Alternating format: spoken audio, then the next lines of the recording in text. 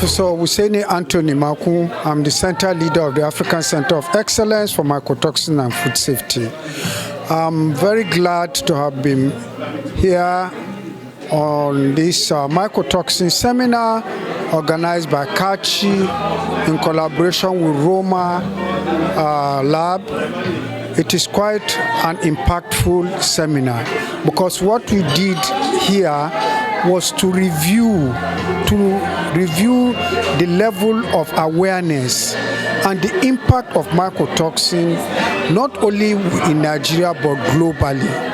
We've come to terms with the fact that these toxins that are produced by fungi in our food are very dangerous to our health.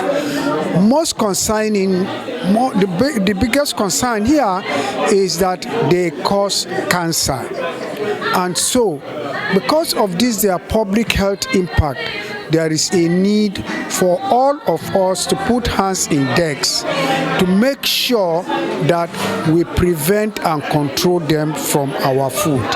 We are very particular about the regulatory agents, NAFDAC, Standard Organization, Quarantine, all those that are regulating food, that they should come together and come out with a very good, important and impactful strategies in reducing these menace from our food. Safer food for longer life. Thank you very much. My name is Babatunde Yusuf. I'm the Director, Laboratory Services, Food and Chemicals, NAFDAC, Lagos. I would like to thank the organizer of this seminar, which is titled Global Impact of Mycotoxin in Industry and Research. It is a good seminar and it brings all the stakeholders together who are involved in the regulation of mycotoxin in our food in Nigeria, and it creates awareness to everybody so that we all know what roles each stakeholder, be it academia, regulators, industries, and the public at large, what roles each one of us are expected to play in safeguarding the health of Nigeria. We all know that mycotoxin is a toxic product produced by certain fungi which contaminate food and which may lead into development of cancer in an individual. Creating awareness will help the nation or the public to prevent the hazardous effects of these chemicals. And let us realize the need for collaborations of each one of us that are involved in the control of these hazardous chemicals. And we will eventually bring this thing down to the grassroots so that the common people in the population will know that they themselves, they have a role to play, including the food vendors. It is a worthy seminars in general, and I said kudos to Katchey Nigeria Limited. Thank you very much. Folashade Oluwabamiwo, Dr. Mrs. The program today had been an eye-opener on the awareness of mycotoxin in our food in Nigeria. We realize that we have a lot of contaminated food in the market. And the challenge we have is that nobody is actually monitoring what is happening to our food commodities in the market. It is true that Nigeria is monitoring exports, but how about the food that we are consuming internally? we need to monitor what is happening to our food in the market.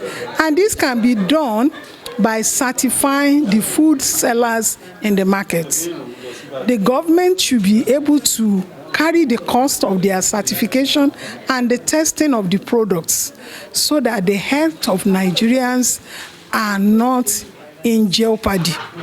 A lot of cancer is out there, and we know that aflatoxin causes cancer. A lot of diseases are also outside there, and this can be curbed if our food is safe. Safe food is food that gets to the table that you can consume without any problem. But most of the food that we are eating in Nigeria has a lot of challenges. We're also told today that marketers use chemicals to preserve food in the market without measuring the level. This is very dangerous for our health. Therefore, there should be a control.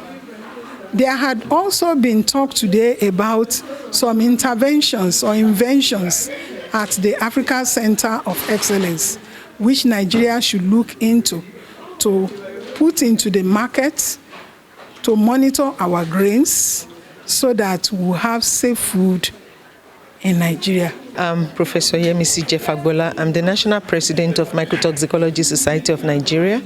We are very appreciative to Katchey for organizing this kind of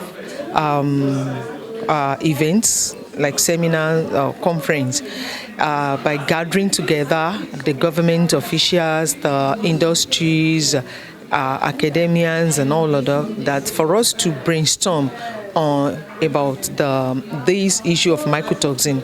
Mycotoxin have been an issue that has a very low awareness, and what Katchey has done today is like capacity building about creating awareness about mycotoxin. Many people, they are not aware about this mycotoxin. Now, I would say in very simple terms, mycotoxin is like poison in food and causes cancer, death, low production in animal products, and also its results to low economic value in agricultural produce. So there are so many issues that has to do with food safety. Mycotoxin is one of the food safety issue, and several of these food safety has been discussed by the panelists. And what Katchey is doing is to sensitize every one of us, in order for us to know that there is a laboratory that because on a very good day, when we're talking about mycotoxin research, we need laboratories to be a different regional area. But Katchey has come out to spearhead the whole thing and tell us, let us know that the laboratory is very, very effective and equipped to assist in the detection and also quantification of mycotoxins in Nigerian food, and also not only in Nigerian food and also animals and all the other products. And so we have to rally around together, because we talk about collaboration. We can't do it alone without the effort of the government, the industries, the informal markets, those people selling different things, the farmers, and all of us. We need to continue to gather together to continue discussing, as Katchey is leading this awareness creation in collaboration with Mycotoxicology Society of Nigeria. We should all come together to let us know that there is cancer on the increase in Nigeria. We need to talk about how to mitigate against this occurrence, and this is what we have started. We've been talking about it from the past, but now we are still talking. We want to take this message even to all those places where they need to know that there is fire on the mountain, and we need to approach it by different ways, by discussion and by looking for mitigation approaches, which we have discussed: the deployment of drone technology, the use of artificial intelligence, different control measures. My name is Luke Bamidele Tankwina. I'm a quality professional. It's a privilege to be here today. It was really a great session.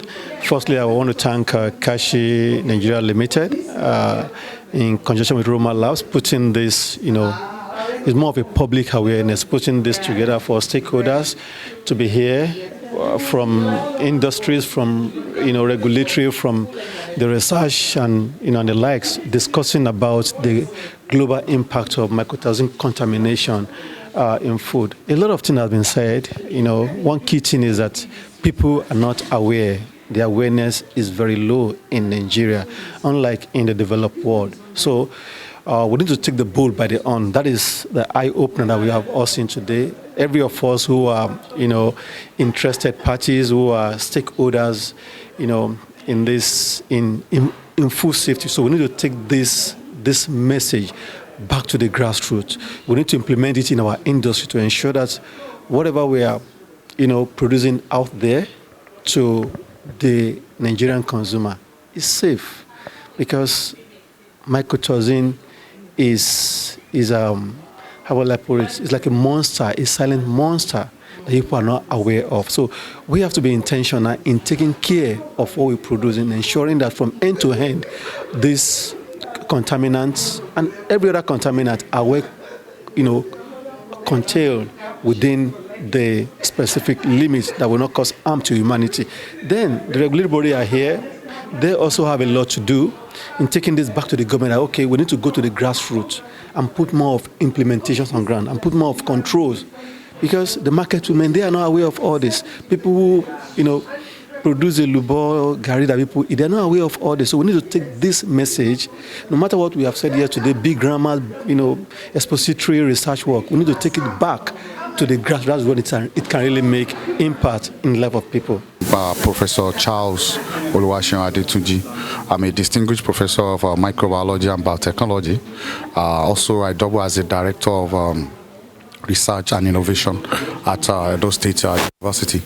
Actually, today workshop or seminar, I could say, is highly interesting because it has been stipulated that the whole world is going to increase drastically to 9 billion in the year 2050, and organizing this workshop means a lot in order to impact the ever-increasing population, which has been stipulated that they are going to increase to 9 billion. So I want to actually congratulate the CEO of Katchey laboratory for organizing, Dr. Issa, for organizing this wonderful workshop, because I'm very sure this powerful government agenda and policy in order to ensure food safety and food security, and this will go a long way, not only in agricultural sector or food sector. It's going to enhance the environmental sector. And high time, what I could take home on the workshop, global impact of time of industry and research, involvement to donate money.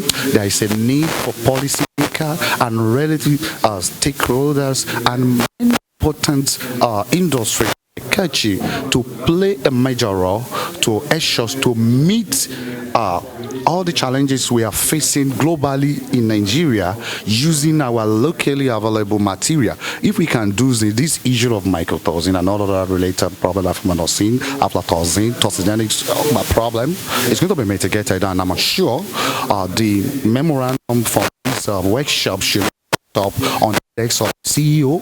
It should go to the federal government, go to the policymaker and other relevant stakeholder. If that can be done, I'm very sure a lot of improvements is going to happen, more especially that it has been forecasted there will be increase in global population. Thank you very much. Isn't it? And it is safe food that we all live healthy. So thank you for honoring our invitation one more time. So we're seeing for the academia, professors, the doctors, the regulatory agencies, we're seeing also the National Quarantine, Standard Organization, NAFDAC, from those industries. We're all welcome to this great occasion. So we want to use this opportunity to welcome the founder, the visionary. Usually for all those of us who are farmers, you have to plant a seed.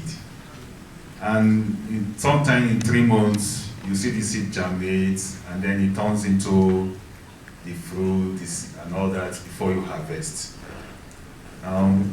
We've all gathered here under one umbrella called Katchey, and we have a visionary, the founder, the one who collectively ensure that everything about science is done right, and so shall it be. So we're welcoming on stage our one and only mother, Dr. Mrs. Kate Issa.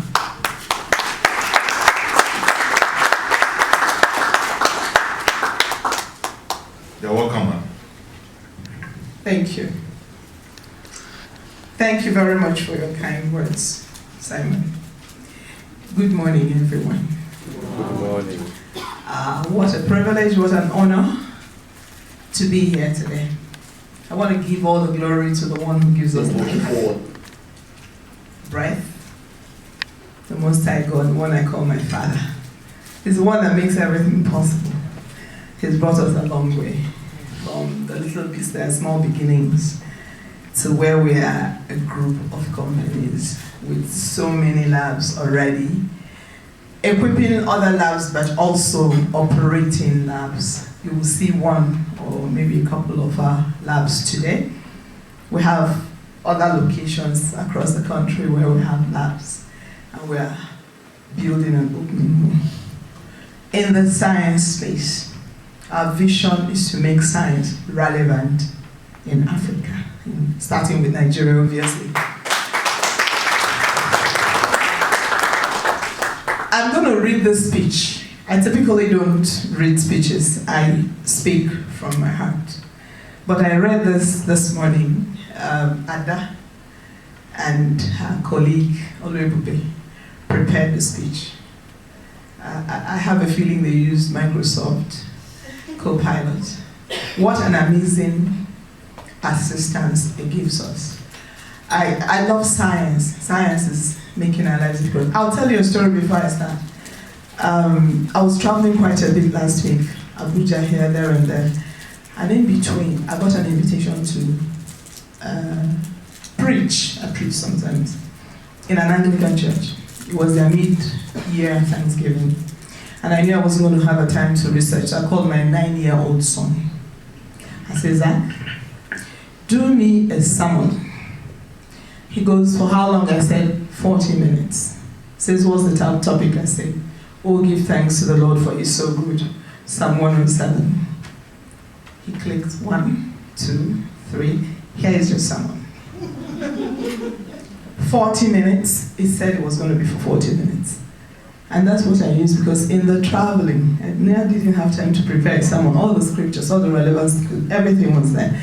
Any kind of research you want. He taught me, he showed me how to use ChatGPT. And while I was still raving about it, he told me he had moved on to Copilot.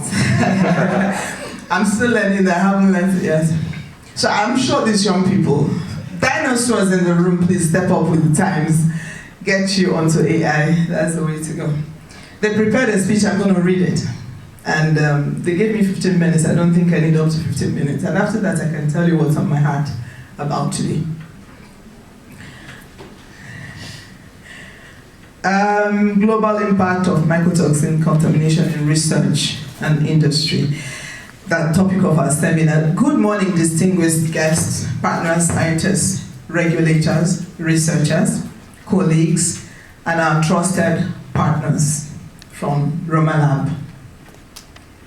It is with great pleasure that I welcome you on behalf of the Katchey Group to this important and timely seminar themed Global Impact of Mycotoxin Contamination in Research and Industry. Today's gathering is more than just a technical session. It is a strategic convergence of expertise, partnership, and purpose. It brings together the very individuals and institutions who sit at the intersection of food security, research, regulation, and industrial productivity. I believe Simon called out the names of some of the organizations. NACS is here, University Teaching Research is here, the mycotoxin, the watchdog is here. Yes, so it's a very impressive collection, gathering of the relevant, important people concerning this topic. Mycotoxin contamination is not a marginal issue. It's not something we should ignore. It is it's of global concern. It affects the safety of raw materials and finished products across food and feed supply value chains, from grains to nuts, from livestock feed to processed foods. The risk is widespread and the consequences are serious, very, very serious. Contamination impacts not just human and animal health, but also trade, economic growth, regulatory compliance, and national food security. Roma Labs has been a global leader in mycotoxin analysis for decades, and we at Katchey are proud to be their trusted Nigerian partner. Hello. Our long-standing partnership is built on shared values, scientific integrity, technical expertise, excellence, and an unwavering commitment to safety and quality. For us at Katchey, is quality uncompromisably. Quality at all times, at all costs. At Katchey, we do not simply distribute or supply laboratory equipment and consumables. We provide complete laboratory solutions, including analysis now. Our focus is to ensure that Nigerian laboratories, whether in manufacturing, research, food and beverage, have access to internationally accredited solutions, reliable service support, and the knowledge required to deliver globally benchmarked results. Plenty grammar. Our goal today is simple: to strengthen our engagement with our stakeholders and to reinforce our position as your trusted partner in laboratory science.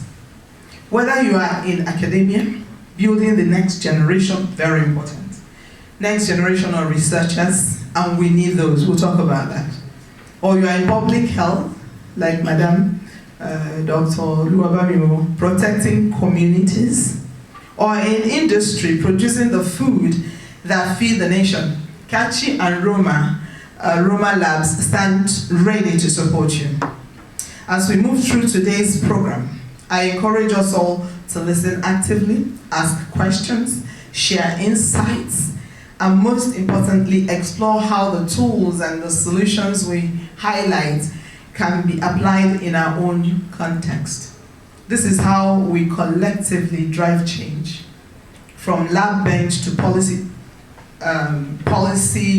desk and to our dinner tables, from production line to the dinner table here. Thank you for honoring our invitation and for making time to be here. Your presence affirms the importance of this conversation and the value of collaboration. And before I end, we're coming to the end of the little speech, I want to say something about mycotoxins. They are carcinogens. They cause cancer. We have a crazy, I would say, pandemic of cancer. The incidence of cancer is crazy now, globally. In our own, in our families, it's touched me too many times. It's come very close to me personally. I've lost very precious people to cancer. And what we find, I started to wonder about that cancer thing in black people. Why is it the outcome is not as good as we think it should be, even when they find a way to go to places like the US and all. And finally, a researcher we have affiliation with clearly said it. As science has gotten more advanced, unfortunately for those who are too lazy to think about themselves and sitting on their brains and their hands and waiting for Oyibo to do everything for them, Oyibo is no longer including your genomes inside the research, because they've gotten to personalized, they've gotten to molecular, they've gotten to precise medicine research for markers and treatments and stuff.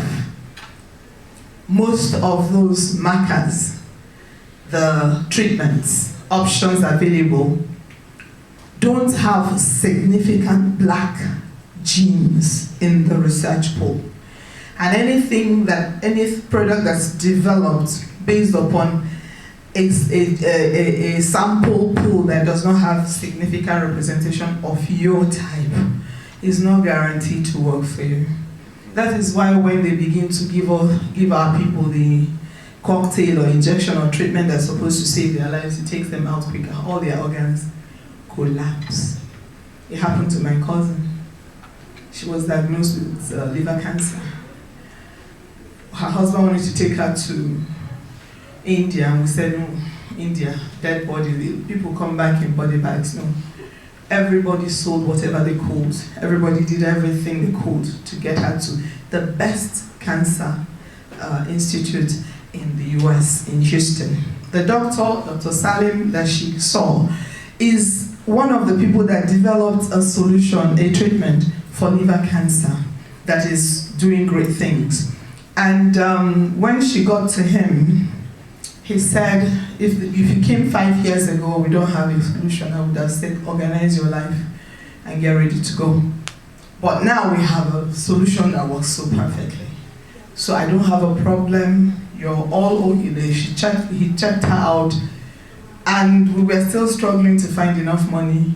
We got the money for accommodation, we're now trying to get the money for the treatment eventually. When it was complete, he wasn't going to treat her until it was complete. When it was complete, the first dose of the injection he gave her, all her organs began to collapse.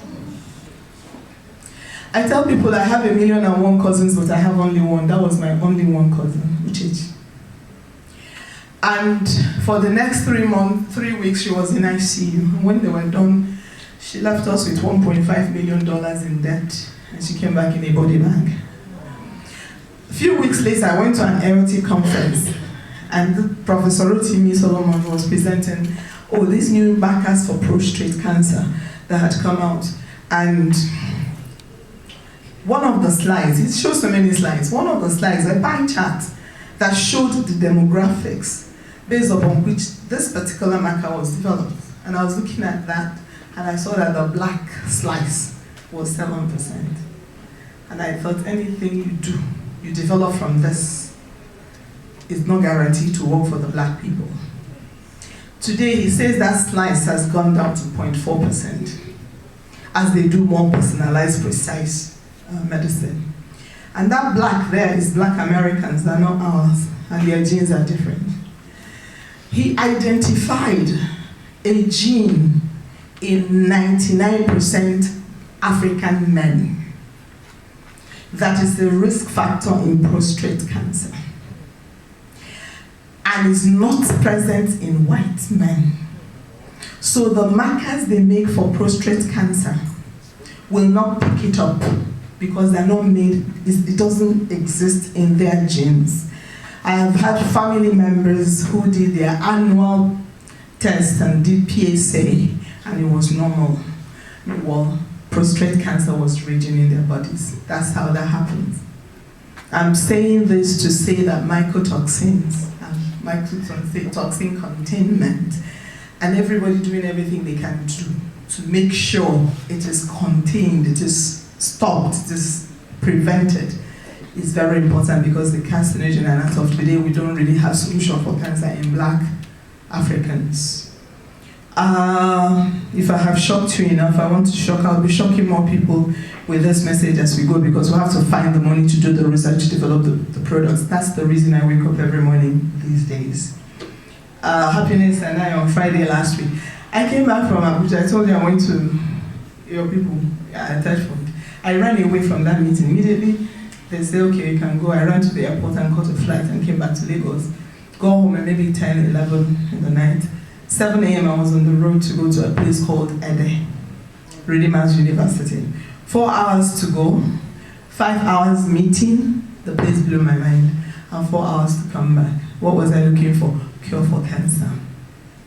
Everybody forget about what government ought to do or what government hasn't done. Wherever you are, do whatever you can.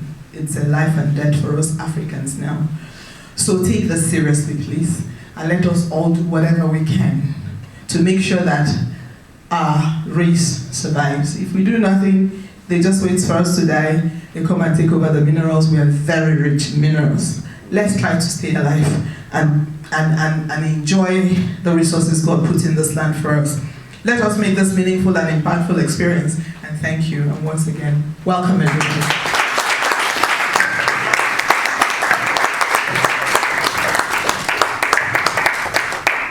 A round of applause once again for our DSU. That was very, very educative. Yes. Okay, so we have our vision, mission, and MAZIN to be the complete source of all products and services needed to effectively equip science. Everything you need. Everything. I'm a scientist, a trained biochemist. And virtually every one of us, from the CEO down to even the driver as scientists, is deliberate. So that when I come to FUNA, for instance, and I go to FoodMina, for instance, I go to NAFDAC SOM, and they say, oh, I want to do trace metal. The first thing that comes to my mind is what? AAS. And I can say, okay, you need these XYZ labs. That is why we deliberately choose to have scientists as salespeople.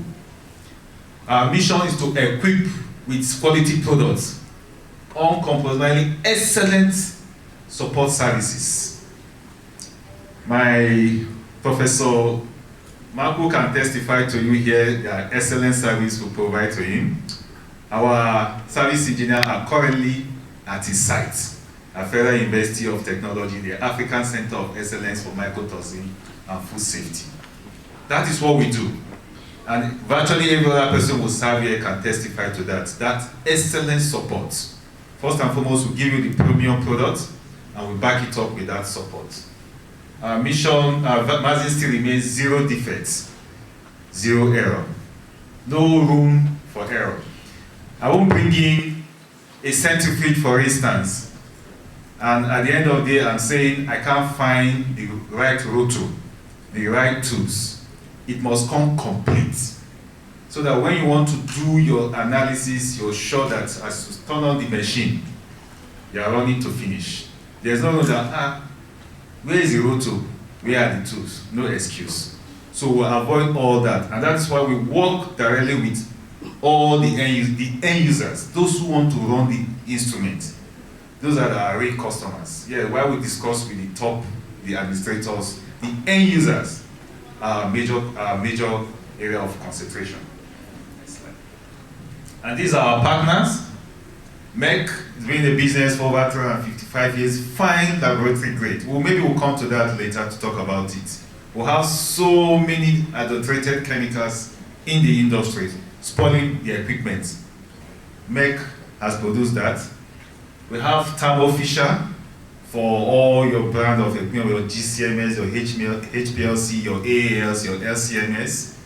When we go to during our lab tour later in the day, you'll see virtually all of those thermal brands. Then we have our Roma lab.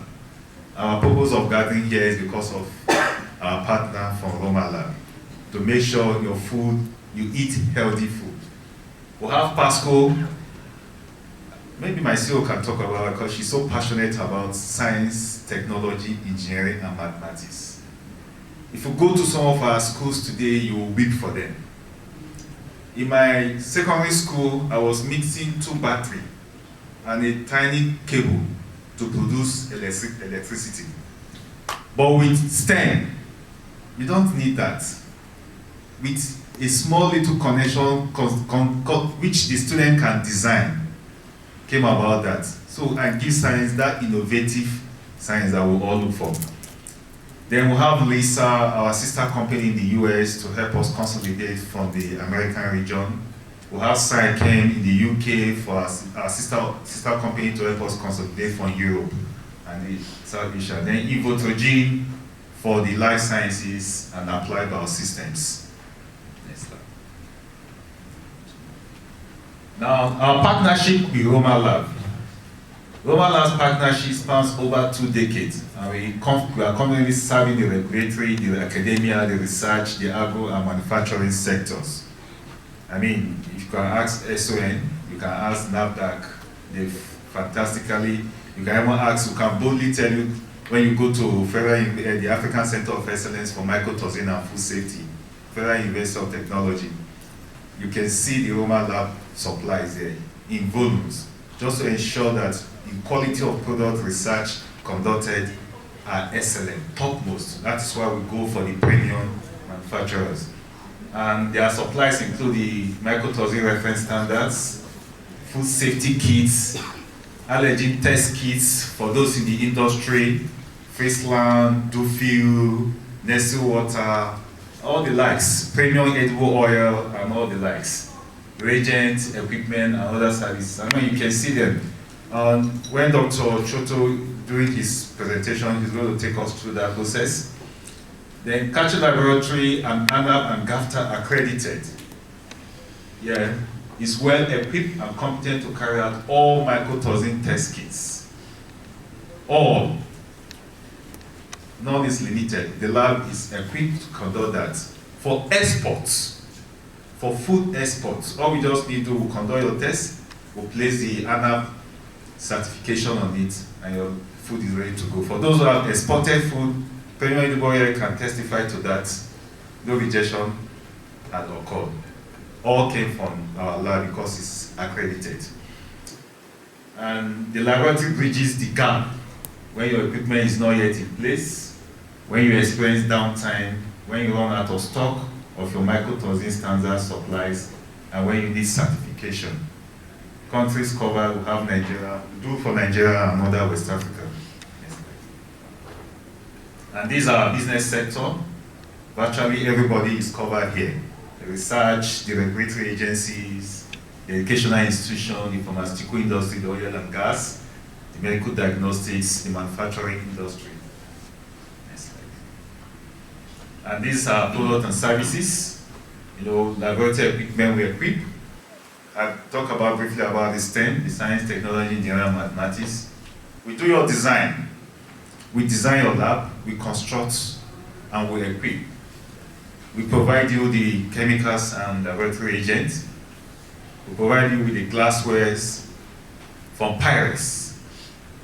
Not every glassware can withstand heat, but the one from Pyrex can withstand any heat, temperature. Then our technical services, all our engineers are trained where the equipment is manufactured, at the OEM facility. All our engineers. So back both on-site and online. And then we'll provide training and consultancy. And this is how our laboratory grade, for those who have used, who have patronized us, this is how they look. And this is how we'll continue to provide for you to ensure you have that premium grade, laboratory grade chemicals.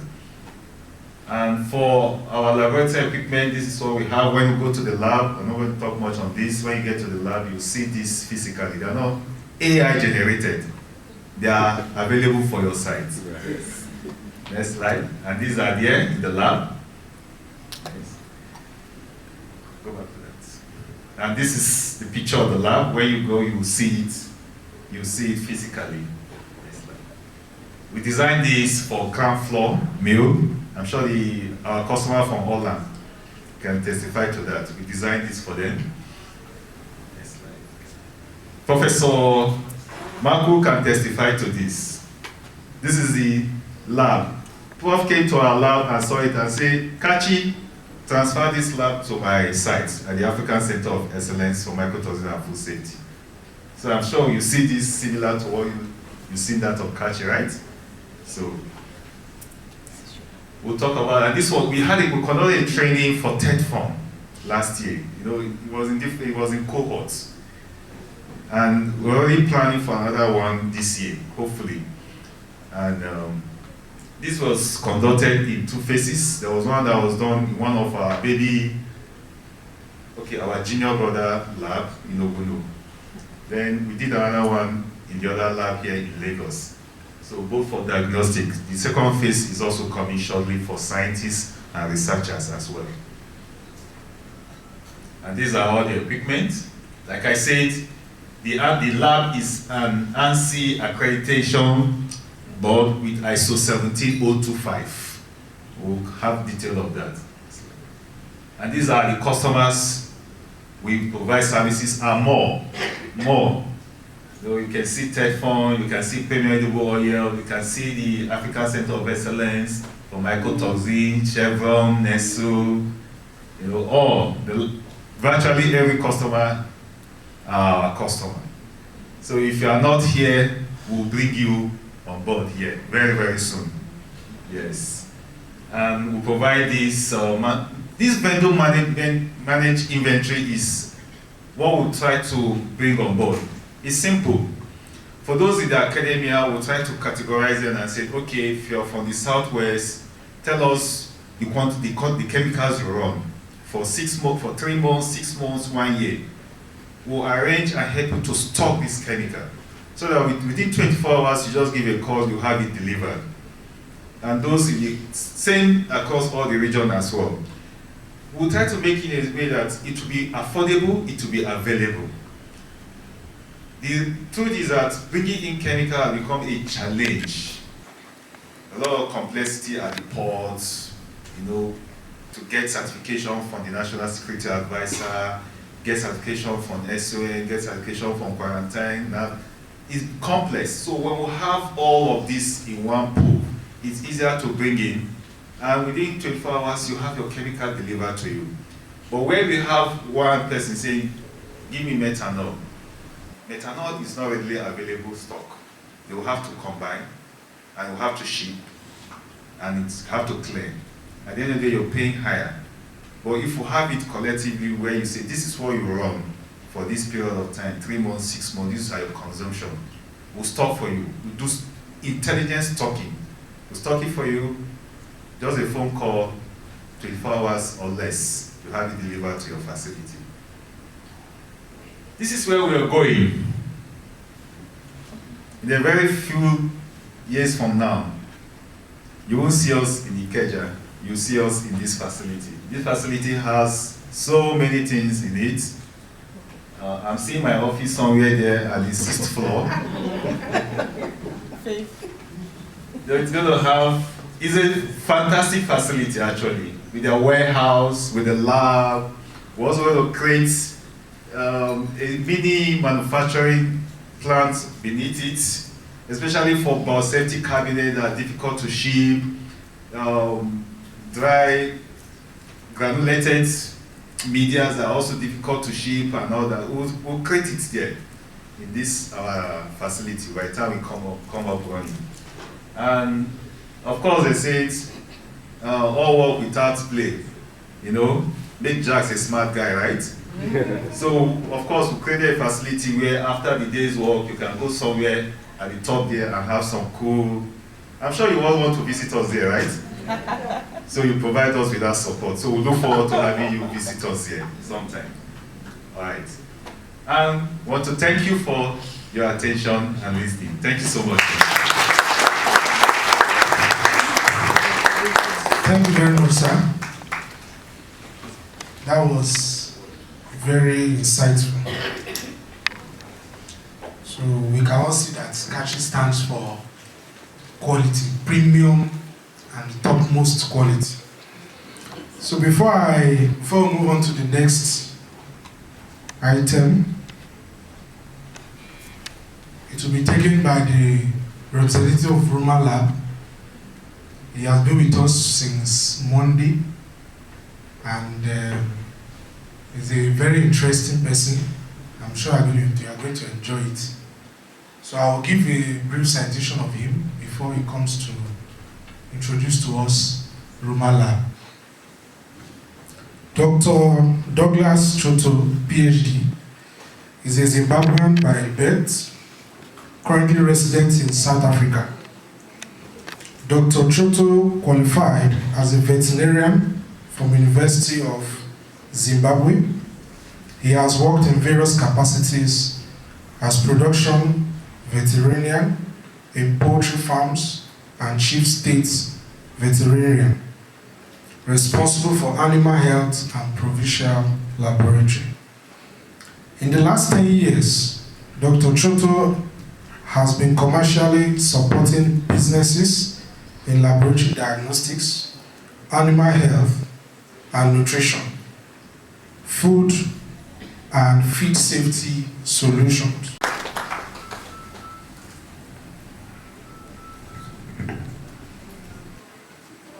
Thank you for the introduction. Good morning, everyone. I want to pass my gratitude to Dr. and Mrs. Kate Issa and the Katchey team for bringing me all the way from South Africa and for organizing this event. I really appreciate and thank you for all your efforts. If you may give a round of applause, thank you.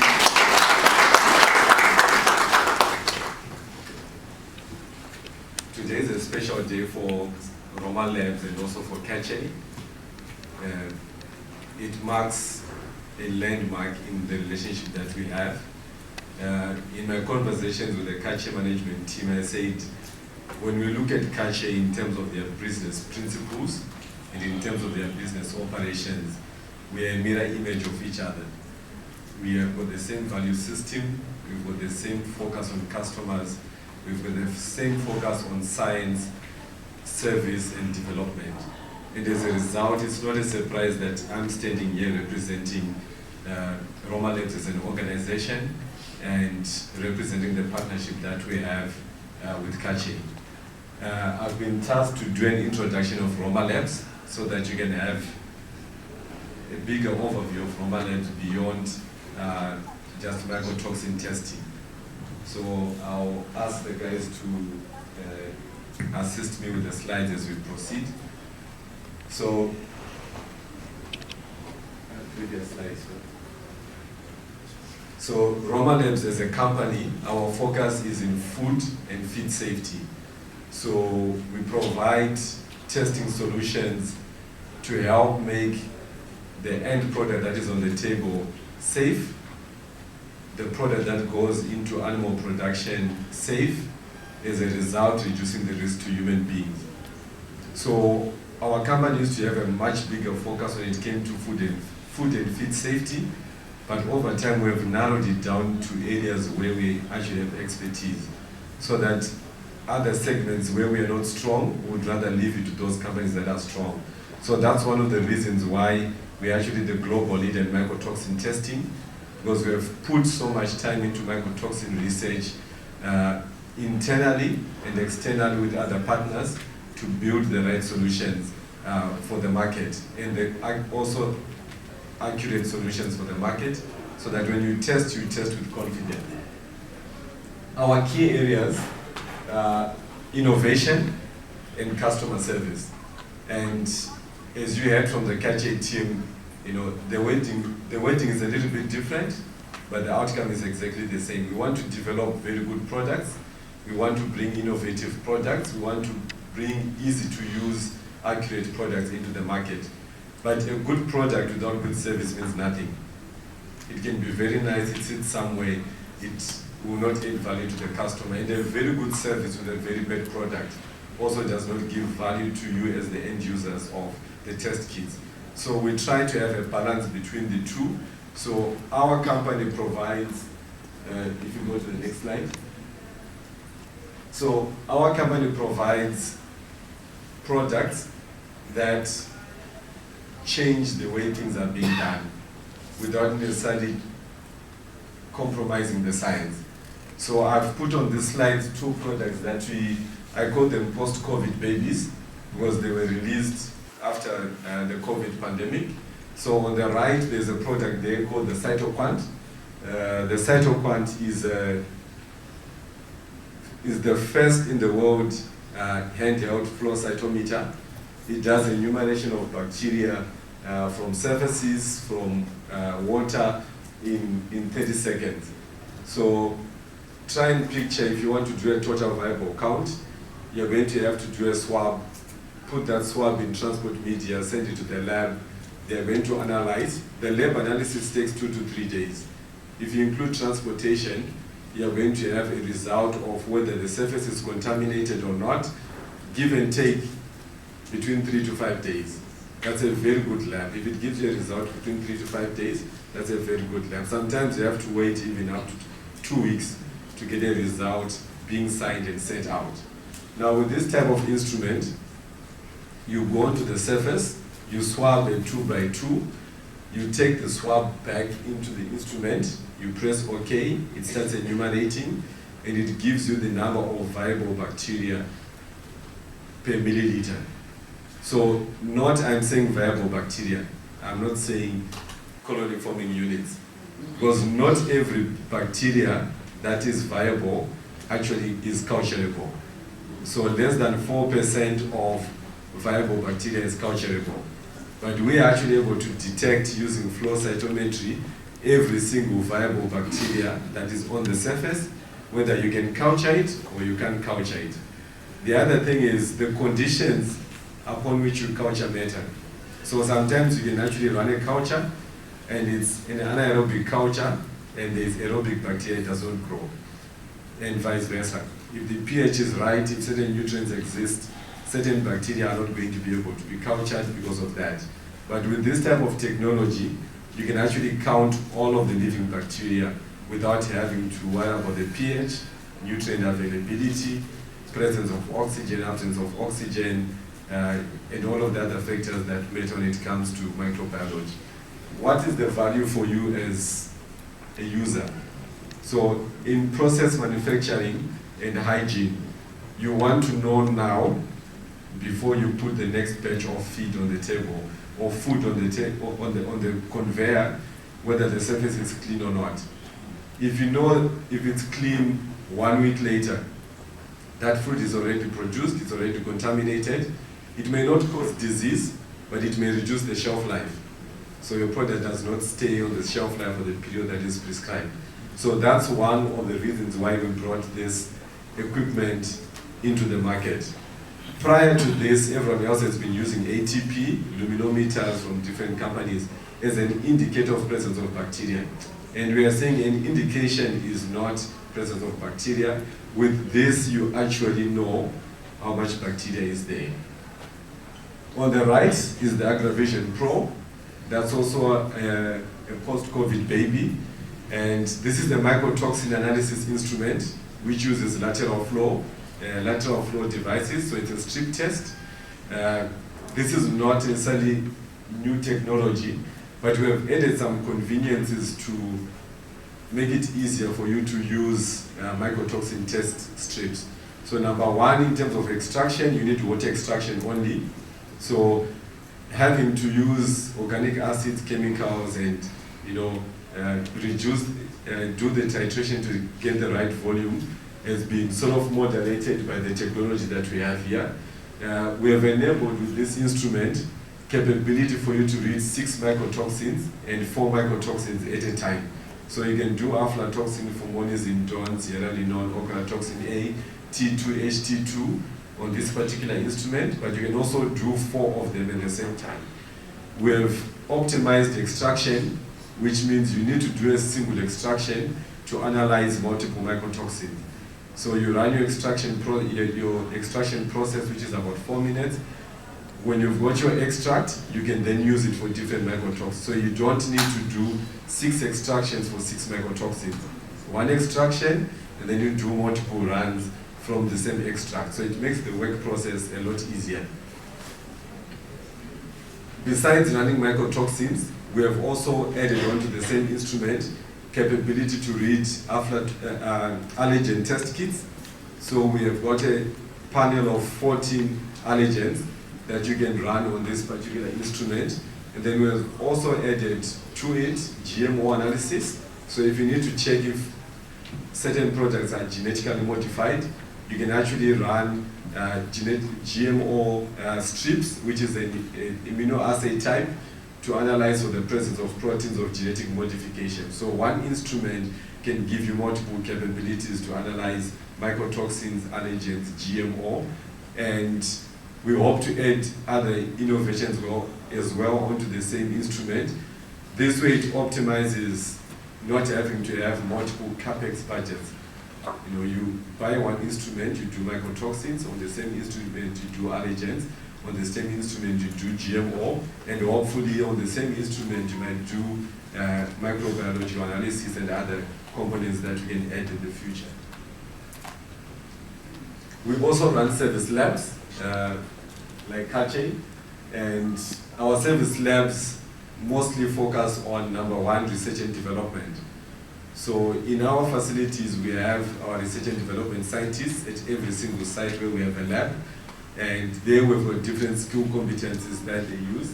We also have our technical support team, which works to support you in terms of product utilization. If there's customer queries, they can go check that particular batch, run it, double check it. So we have people that are running around the clock to support whenever something is required. And in our 6 labs, we have specific expertise. So in the US, we do GMO development, we do rapid microbiology tests. In the UK, we do allergens. So we've got 2 labs in the UK that are focused on the allergens. In Austria, at our head office, we have full capabilities of research and development on all the profiles, the same as in Singapore and in China. So we are well represented in terms of analyzing different raw materials, different products, because we try and cover, Americas, Europe, Middle East, Africa, Asia, Pacific. And when you look at our profiles, you will see we can test things like rice and all of those things comfortably, because we cater for different segments of the market and not just a narrow segment. Previous slide. I'll just quickly go through this. Is a bit of history of the company. So the company started as actually a mycotoxin testing lab in the US, and then it developed mycotoxin test kits using a fluorometer on a product called Fluoroquant. And then in 1999, the company was acquired by a company, by the Eber Group, which is an Austrian company. And the reason for buying this business was the Eber Group was in animal health and producing mycotoxin binders. And they needed a platform that can support the mycotoxin binding business for the animal health and nutrition business.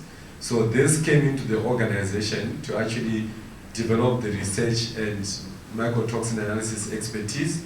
And fast forward, the business in 2020 was then bought by DSM Firmenich. The next slide. Next one. It was bought by DSM Firmenich, and the reason for the acquisition was the company, DSM Firmenich, wanted to consolidate their business when it comes to food and feed safety. So DSM Firmenich produces vitamin mineral premixes for animal production, for human food. They also do food and beverage, and Roma Labs came in by providing the partnership which comes with the laboratory testing, compliance, and there was a mutual synergy there. And the next slide shows where Roma Labs is present physically in the world, and also where we have distributor business and we have sales. So you see our research and development facilities, our reference labs, and then our commercial offices in the next slide.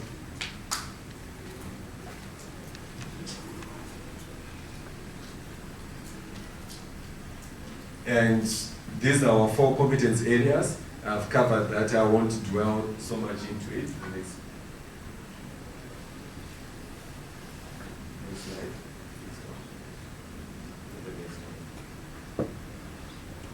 And this is our customer segment that we cover.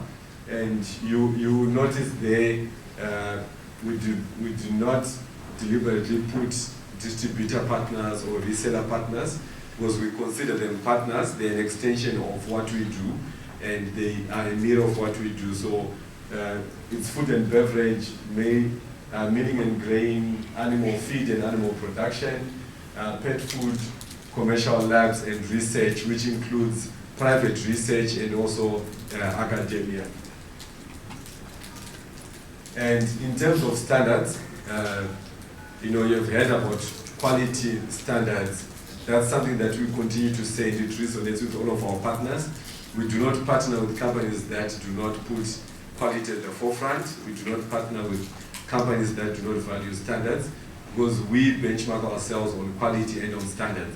So you see, we are certified from process, we are certified on product, we are certified we even certify some of our products to make it easier for you. So those in mycotoxin analysis who understand the ISO 17034, that is actually on mycotoxin standards. So when you're on ISO 17025 and we provide you ISO 17034, it actually makes your audit process with regulators easier. It makes it easy for you to obtain your 025, you need to obtain it. If you want to retain it, it makes it easier also for you to retain it, because the standards come with food traceability, they come with personnel certifications, all of the things that you have to do internally, we do it on the product, so that when it's sitting in your lab, it's already fully accredited, fully certified, and easy for you to assimilate. So in a nutshell, this is Roma Labs, and thank you so much for your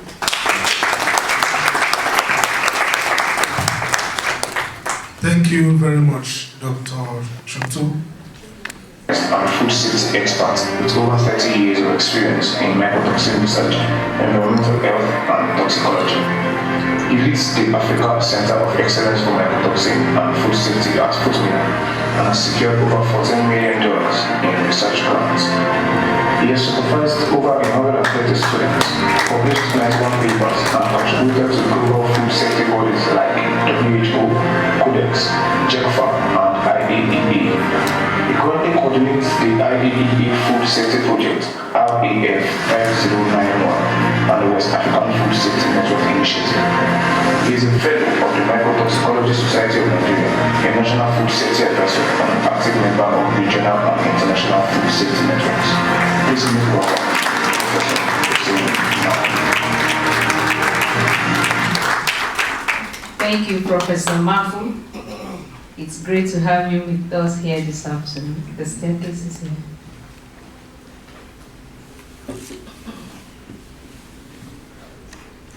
And from the industry, we'll be having the Quality Assurance Manager of Premium Edible Oil in the person of Mr. Luke Bamidele Tampinu. Introducing Mr. Luke Tampinu. Mr. Luke is a refined quality food safety professional with 15 years experience that span from quality control, production process, quality assurance, and food safety management system in the food manufacturing sectors, including sugar refining, edible oil seed management, and oil extraction and refining process. He holds a higher national diploma in chemistry from Yaba College of Technology and a postgraduate diploma in analytical and environmental chemistry from Lagos State University, Nigeria. He is passionate about safe processes and safe food deliveries to all customers. Please make welcome Mr. Luke Tampinu. Thank you, Mr. Luke. Thank you. And the next person on our list is still from the industry. You can see we are well covered this afternoon. Mr. Olajide Ojo from the Laboratory Manager Nestle Food, Nigeria. Introducing Mr. Olajide Ojo. Mr. Olajide has over 25 years of experience in quality assurance and laboratory management. He currently leads Nestle Nigeria's Chemistry and Sensory Lab, driving innovation and regulatory compliance since January 2020. His career at Nestle began in the year 2000 as a senior analyst and has since evolved through roles in QA supervision and interim lab management. He is a firm advocate of global safety standards and plays a key role in maintaining product consistency, leveraging LNG and local sourcing to support Nestle's 294 billion naira Q1 performance in 2025. He is recognized for his legacy of excellence, consistency, and innovation in food safety and lab operations. Please make welcome Mr. Olajide Ojo. Thank you, Mr. Olajide Ojo. Welcome to the panelist session for today. And with me here too is a big lady in the house, the president of Mycotoxicology Society of Nigeria, in the person of Professor Yemisi Jeff Agbola. Thank you, madam. Introducing Professor Yemisi Jeff Agbola. Professor Yemisi is a leading food microbiologist and fellow of the Royal Society of Biology in the UK. She is a consultant on the Africa Food Safety Initiative at the University of Missouri and current president of the Mycotoxins Society of Nigeria. She is a Fulbright scholar with a PhD in food microbiology. Her work spans food safety, mycotoxin control, and empowering women in agriculture through her NGO. She has held academic leadership roles, won global research grants, and contributes to key international bodies like Codex, UKLI, and the British Council. With multiple fellowships, global research collaborations, and over 90 publications, she is a recognized voice in the food safety policy and innovation across Africa. Please make welcome Professor Yemisi Jeff Abuola. Thank you, Prof. Thank you for joining us. We have one more person on the list who wants to be silent, but we'll be announcing him. From the regulatory body, we're having Dr. Babatunde Yusuf.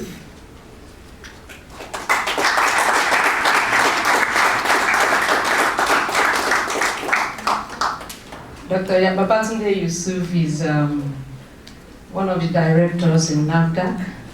So he will be balancing the equation this afternoon.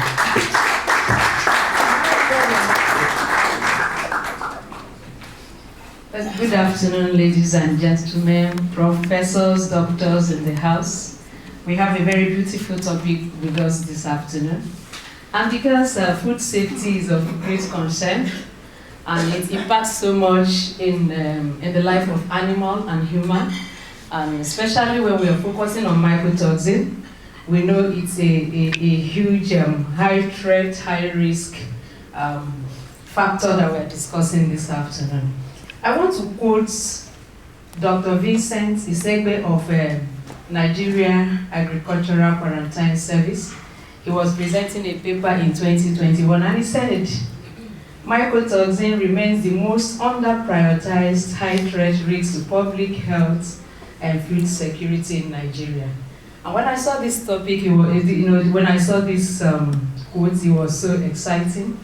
And that is why we have to discuss, unravel this burden that has, over the years, distorted our food supply chain and kept the health system under siege. Talking about awareness. I got excited about mycotoxin in 2004 when I joined Katchey, and that was when I met Dr. Oluwabamiwo. When I try to introduce and the person doesn't understand me, I will say the mycotoxin woman. Okay, so the fight has been there since, but it looks like there's still a lot to be done. The people are not really aware. Only a handful of people are aware of mycotoxin. So what do we do? Dr. Oluwabamiwo, I will start with you because I got to know you first with mycotoxin.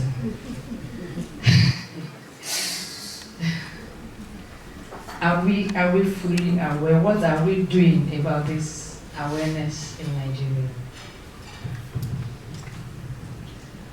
Thank you very much. I would say that we have done a lot, but just like we're discussing on our table, when we have funders who fund mycotoxin awareness in Nigeria, everything goes fine. But immediately the funds stop, everybody goes back to their shell. So in essence, awareness of mycotoxin is not really in the grassroots as it should. Because when we talk of food safety, and the person buying the food is only thinking of the cost, not the safety. Even though the person selling the food has a kiosk by a dumpster, because her food is cheap, you see people patronizing him or her. So until the issue of food safety is taken seriously, that is when mycotoxin awareness will actually go far and near. Thank you. Thank you, ma'am. Okay, madam. I don't know, do you think you have like an idea of what should be done? Especially, you have just mentioned the grassroots, very, very critical. A lot of time I see that we are currently struggling to test food to pass for exportation. What about the people in the house? You know, they say charity begins at home. What are a lot of us, people, the populace, people eat anything, even whether contaminated or not. I saw someone pulling out a portion of bread and said, just remove that part. And I saw the mold all over it. Remove that part and eat it. Oh my God. What do we do? What do you think we should do? Thank you very much. Recently, I had an opportunity to send food to my daughter in Canada. And when we got to the export desk, they told us that this food can only come from Ghana. It cannot come from Nigeria. Then I sat down. So we're having food safety discourse last week to be presented by Ghana. So I sat down to listen. And the presenter said that now in Ghana, they are certified roadside food sellers. The informal sector. She said because they are certifying them free of charge. So it is encouraging them to come forward for testing because the government is covering the laboratory testing of their food to ensure that the food that they are eating is safe. And when the international community notes that you are thinking of the safety of food for your citizens, then they can ask you to send your food to them. So one of the things that I learned from that program is that we need, how are we going to monitor the informal sector? The local government has the obligation, but they do not have the capacity. So we need to build capacity in our local government. And one of the challenges we have again is the issue of corruption everywhere. When we talk of food safety, corruption is a big challenge. For instance, we want to organize training for the local government. You, the presenter or the person that will train them, you are not even billing them. But those that are at the top, they are thinking of the bill to add. I had a program where we were to educate market women and men. And I requested for funding for lunch. And the person in charge said, no, just beat it up to, then it was a long time ago, so amount. And we gave them the bill. By the time the money was released, she had sent a message to my partner that that one on top should be paid to her account. So I am praying that God will help us, because we had to cancel that program. I refused. And so we canceled the program. But thank God, eventually the International Society, funded the program and went ahead. So these are challenges that we need to mitigate in Nigeria. We need to take our training to the grassroots. Local government officers that will go to the markets in their local government to check the quality of food.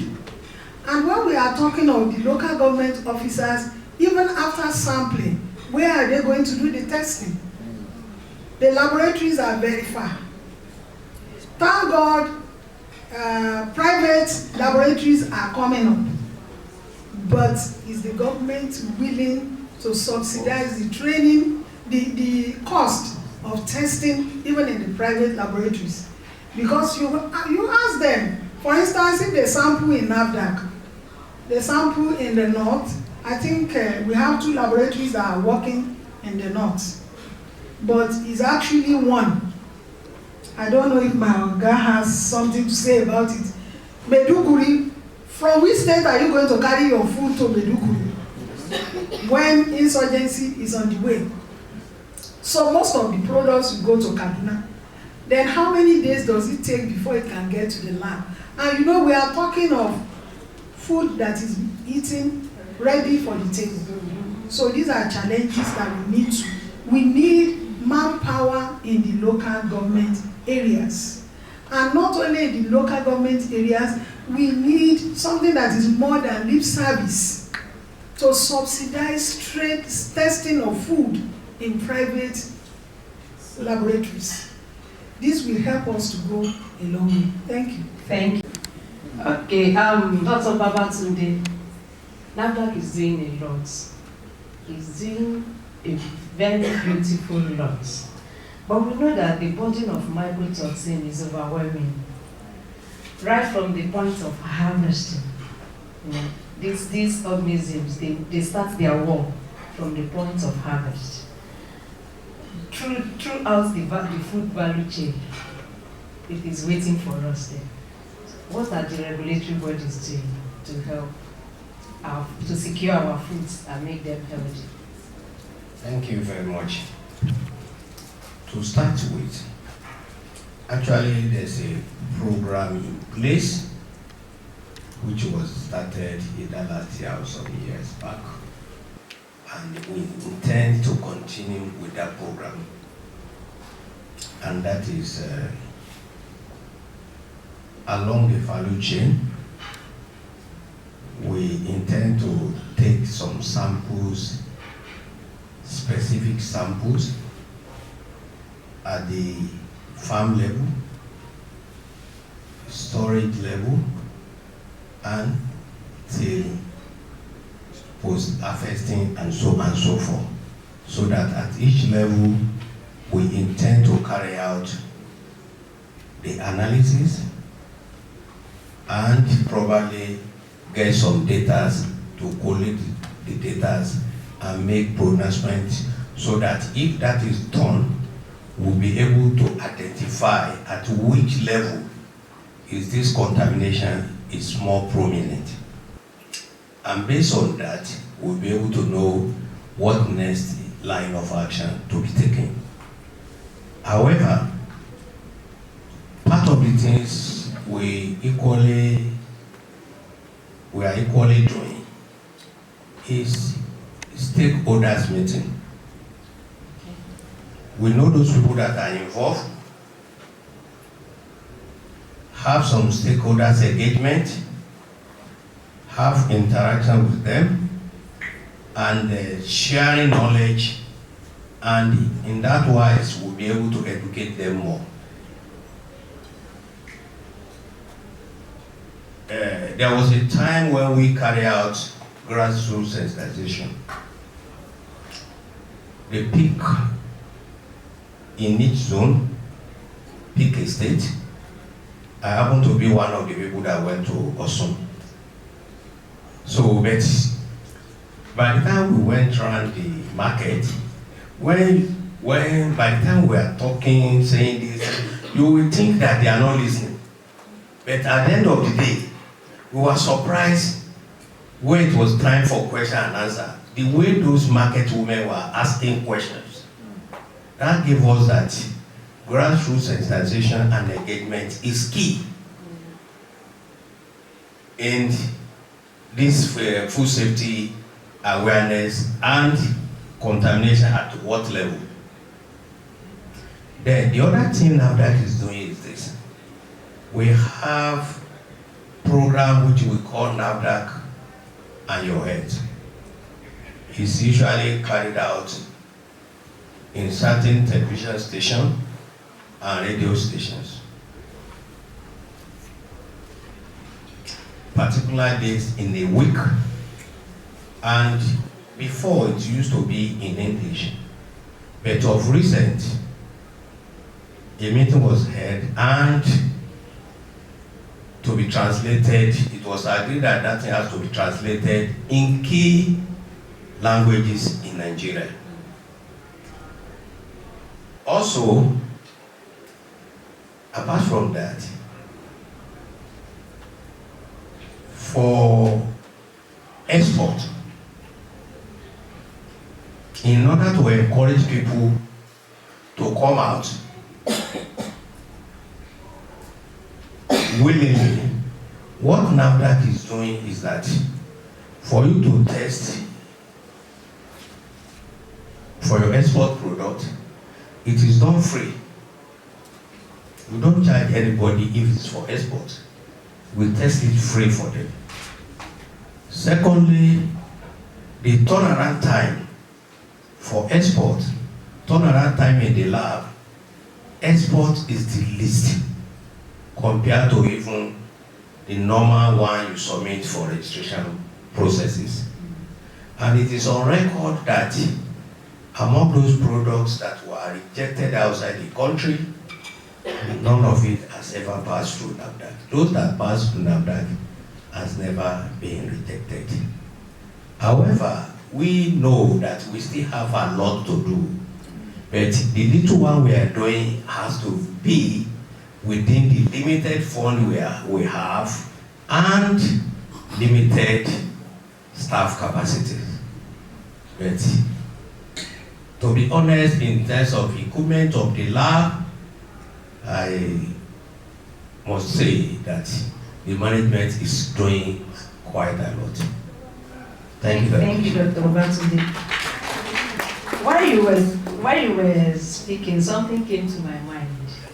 You know, if we can try to call someone and we are, you know, somebody's music is playing in our ears. You know, everybody has handsets in their hands, even the grassroots people that we're talking about. And we, whether consciously or unconsciously, sometimes you don't even know that you have subscribed to so many music. Mm-hmm. Why don't we create a music for mycotoxin awareness? Very good. Very good. Wow. You know, you said the women you were speaking, the people you were speaking to in the markets, were they seemed not to be listening. But by the time you raised questions, they were excited. The questions they were asking were exciting. So I'm thinking, you know, I just, in my little corner here, so many things were going on in my head. And I said, all these ringback tones that we listen to when we call people, can mycotoxin awareness form part of this? Okay. That's noted. Thank you. It's noted.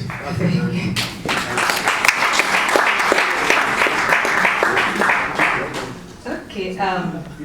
The researchers, you know, you are the one cooking finding all the ingredients, the things that make up the meal. So I don't want to come to you now. Just hold on for me. When you listen to everybody on the panel, you can now tell us what we should do. What is the next move? What is the current trend? That is why I'm jumping Professor Marco, I'm jumping the president, and I'll jump over to the industries. Okay, Mr. Alajidi. Yes, Nestle. You have a lot, you deal with, you know, I keep telling my staff, you need to hold Nestle very tight too. This mycotoxin awareness, most of the things, Cocoa is there. Yes, so many things. Yes, it's there. So what are those things? What are those measures that you're employing to ensure that these foods are safe for us?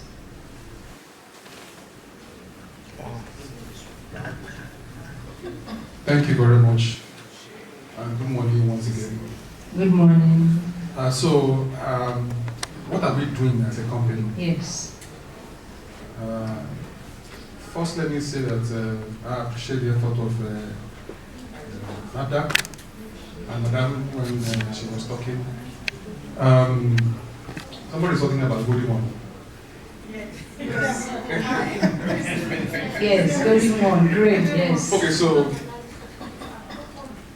what?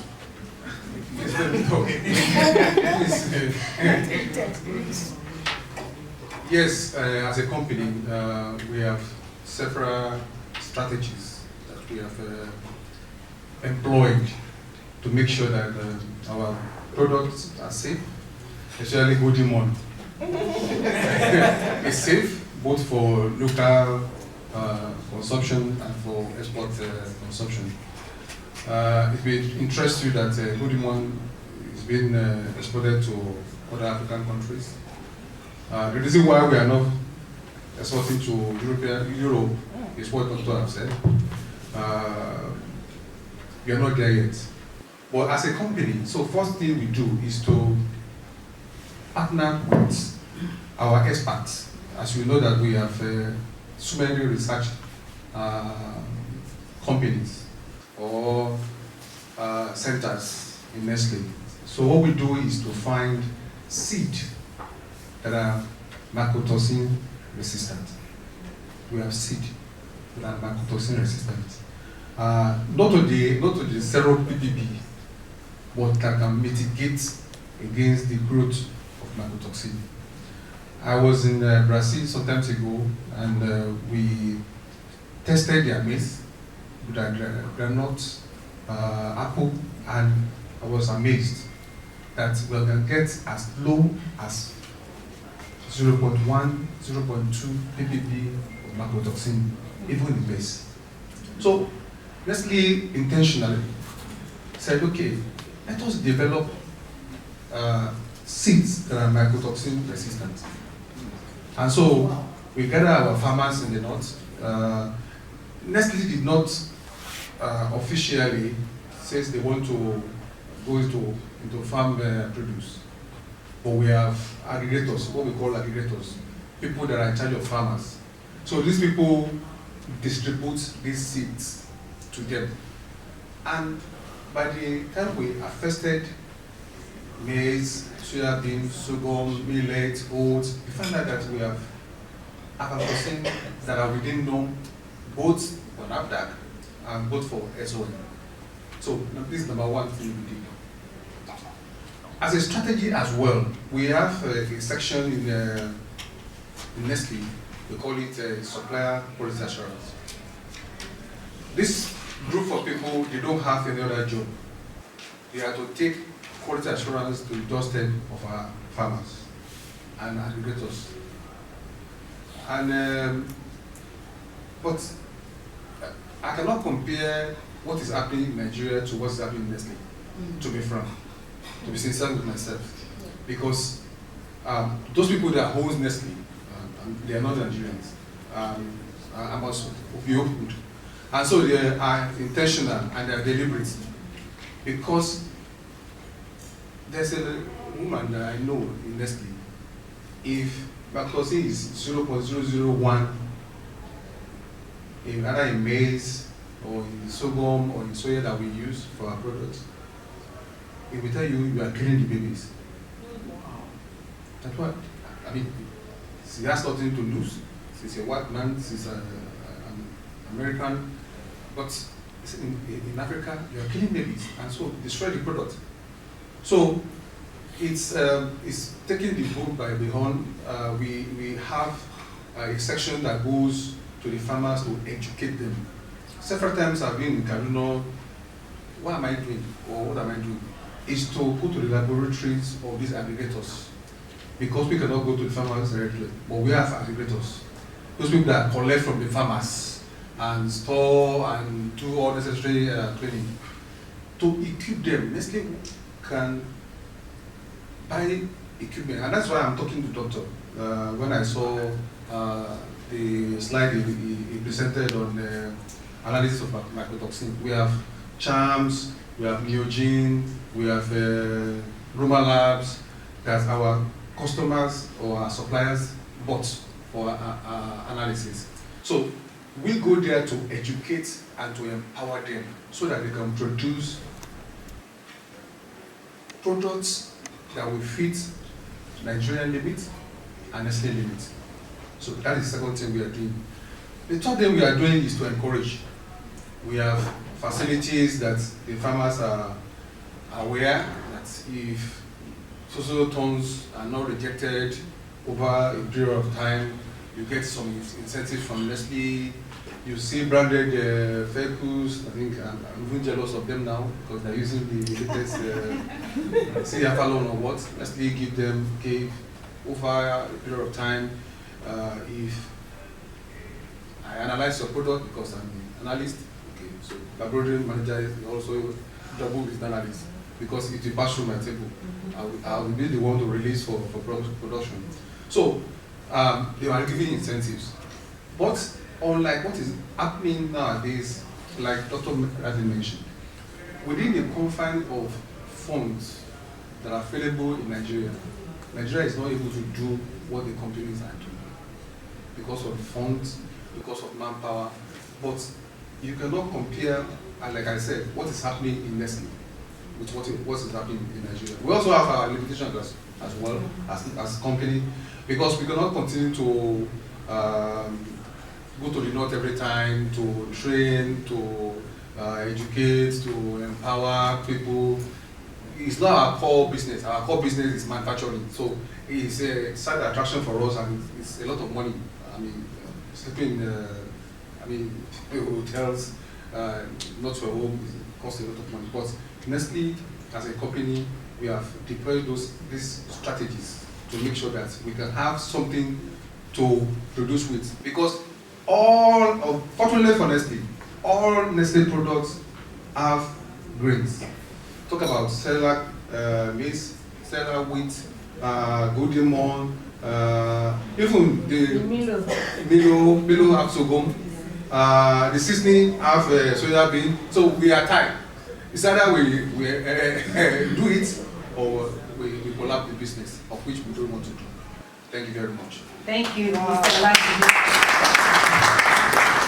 It is good to know that I will continue loving my Milo. Thank you very much. You keep us in business, and my salary can continue. Okay, thank you very much. You've given us insights on what Nestle does to ensure food security. And I'm glad to know that the Nigerian Agricultural Quarantine Service is here. They have some reps here. Okay. Sorry, we are all learning and unlearning and relearning. If I have something to throw in, I must do.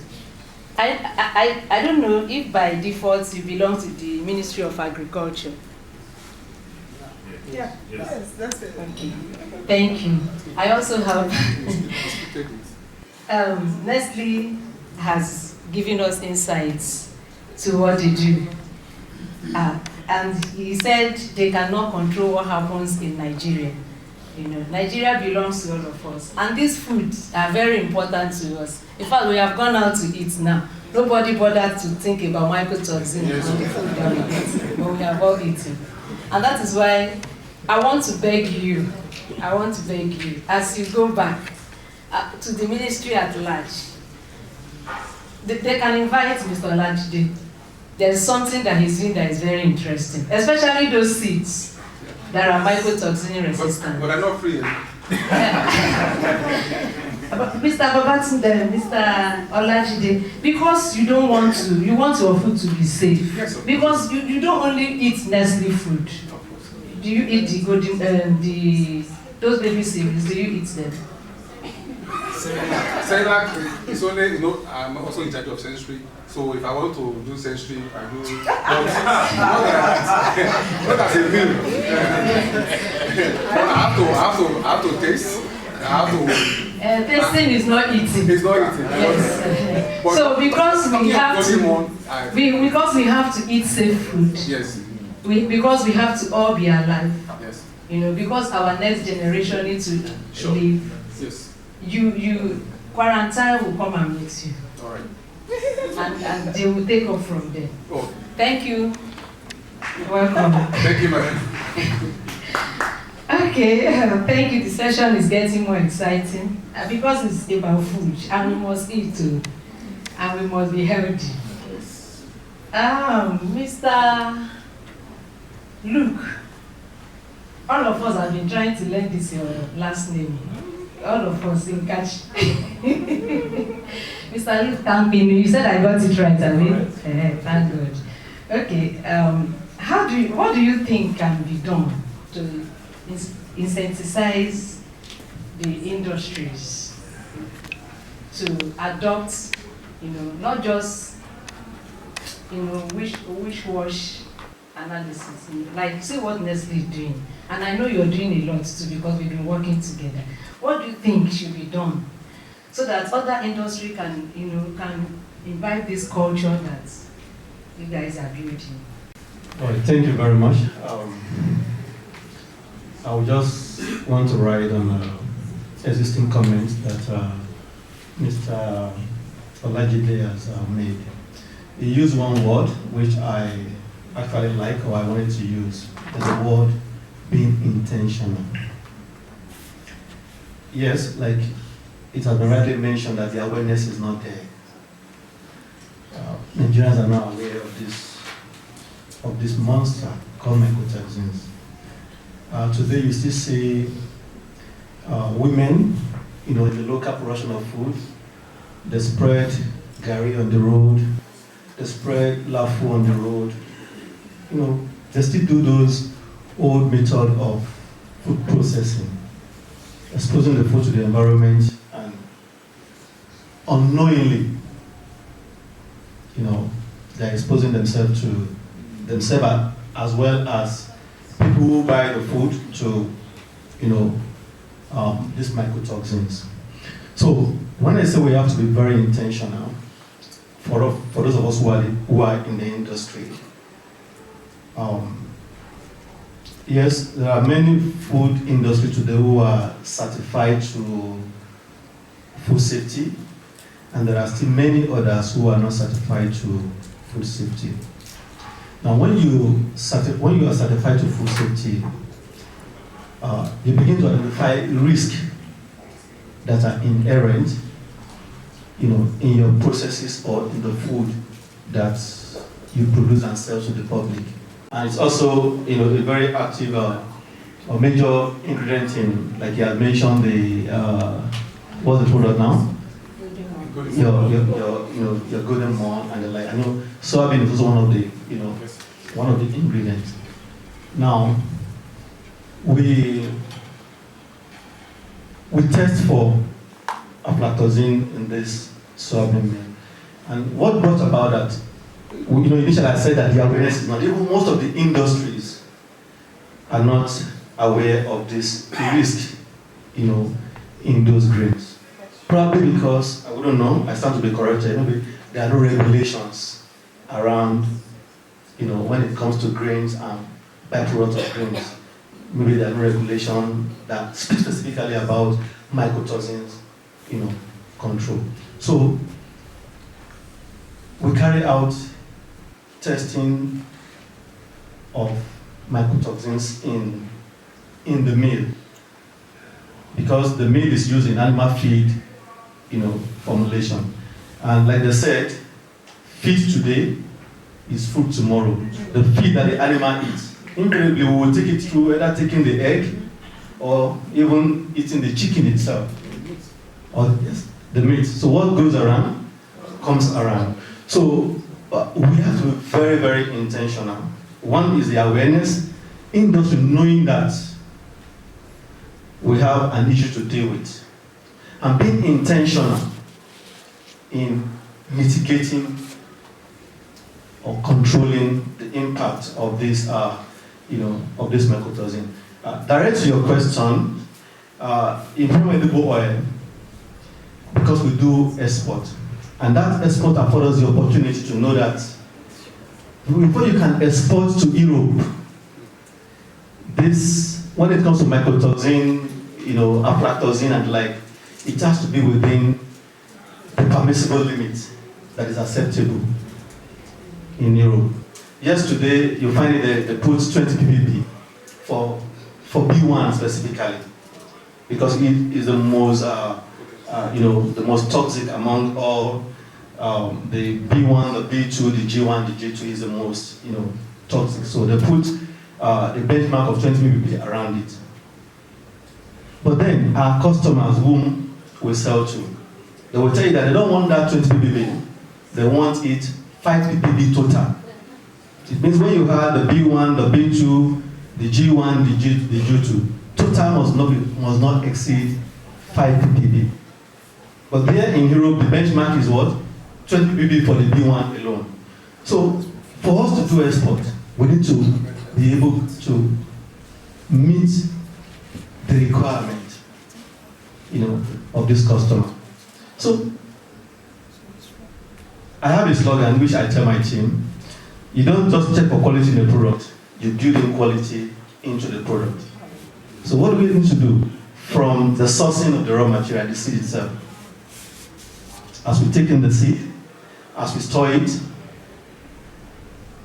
on certain frequency every month we do a warehouse inspection to examine the condition of the seed. And mycotoxin is one thing that we are very, very intentional about in testing. Because if it is there in the seed, there is no process that can control or eliminate it. It will be there in the product. So we have to be very, very intentional in sourcing for, when we are sourcing for our, commodities, the storage. Then when you produce, when you also store your produce as well, your product, you are also monitoring at those levels to be sure that, okay, this toxin in the feed, in your product has not exceeded what it's supposed, the level it's supposed to. So by that, when every player in the industry come to this awareness or being intentional, about controlling this, then I believe we'll be able to have safe food around. Thank you. Thank you, Mr. The NAFDAC, Dr. Yusuf is here, he has heard you. He said we have to be more intentional about it. The regulatory measures have to go down the lane to the very start point, from the point of harvest, from the point of seeding the seed. Yes, that's where the regulatory enforcement should start. Yes. Okay, sir. Yes, like Dr. Mrs. Oluwabalu said the other time. I think we focus more on people that are being regulated. Meanwhile, we have a lot that are not regulated. Yes. Like I said, on the part of NAFDAC, for those that we regulate, for example, like all these series and so on and so forth, if they are not packaged and labeled, it does not fall into NAFDAC regulated product. It's not a finished product. Yeah? It's not a finished product. It's not a finished product. If you carry whatever you carry in the market and so on, Gary and so on and so forth, without being packaged and labeled, it's not within our own mandate. Even though even if people eat mama food and there's a problem, they always say NAFDAC, forgetting that the fact that our mandate does not cover that area. So, and these are the people that are many. So, I think we need to do more. Even though I believe, like all these mama, whatever, there are some government agency or whatever that are in charge of those things. Probably for one reason or the other, they are not being able to function well. But on the part of NAFDAC, if you are part of the one we regulate, we do good manufacturing practice inspection. During that inspection, there are many things, good hygienic practice and so on and so forth.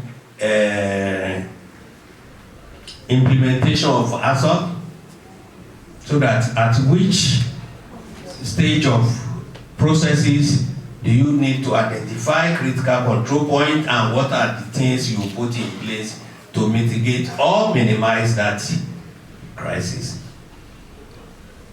So, but like I said, if it is not within our mandate, then we can only talk about, like he said, you can only, even in the lab, you can only build, you have to build quality into the product. You can't test quality into the product. So what I'm saying in essence is that we need, we have a lot of people that needs to come together if we believe that we intend to save the public. And the government has a lot to do, especially at local government level and so on and so forth. Thank you very much. Thank you, sir. Thank you, Dr. Wilson. From what I have learned now, who wants to say something? Sorry. I'm wondering if Nigeria and Ghana started the journey for food safety regulatory, something. Food safety, the overall,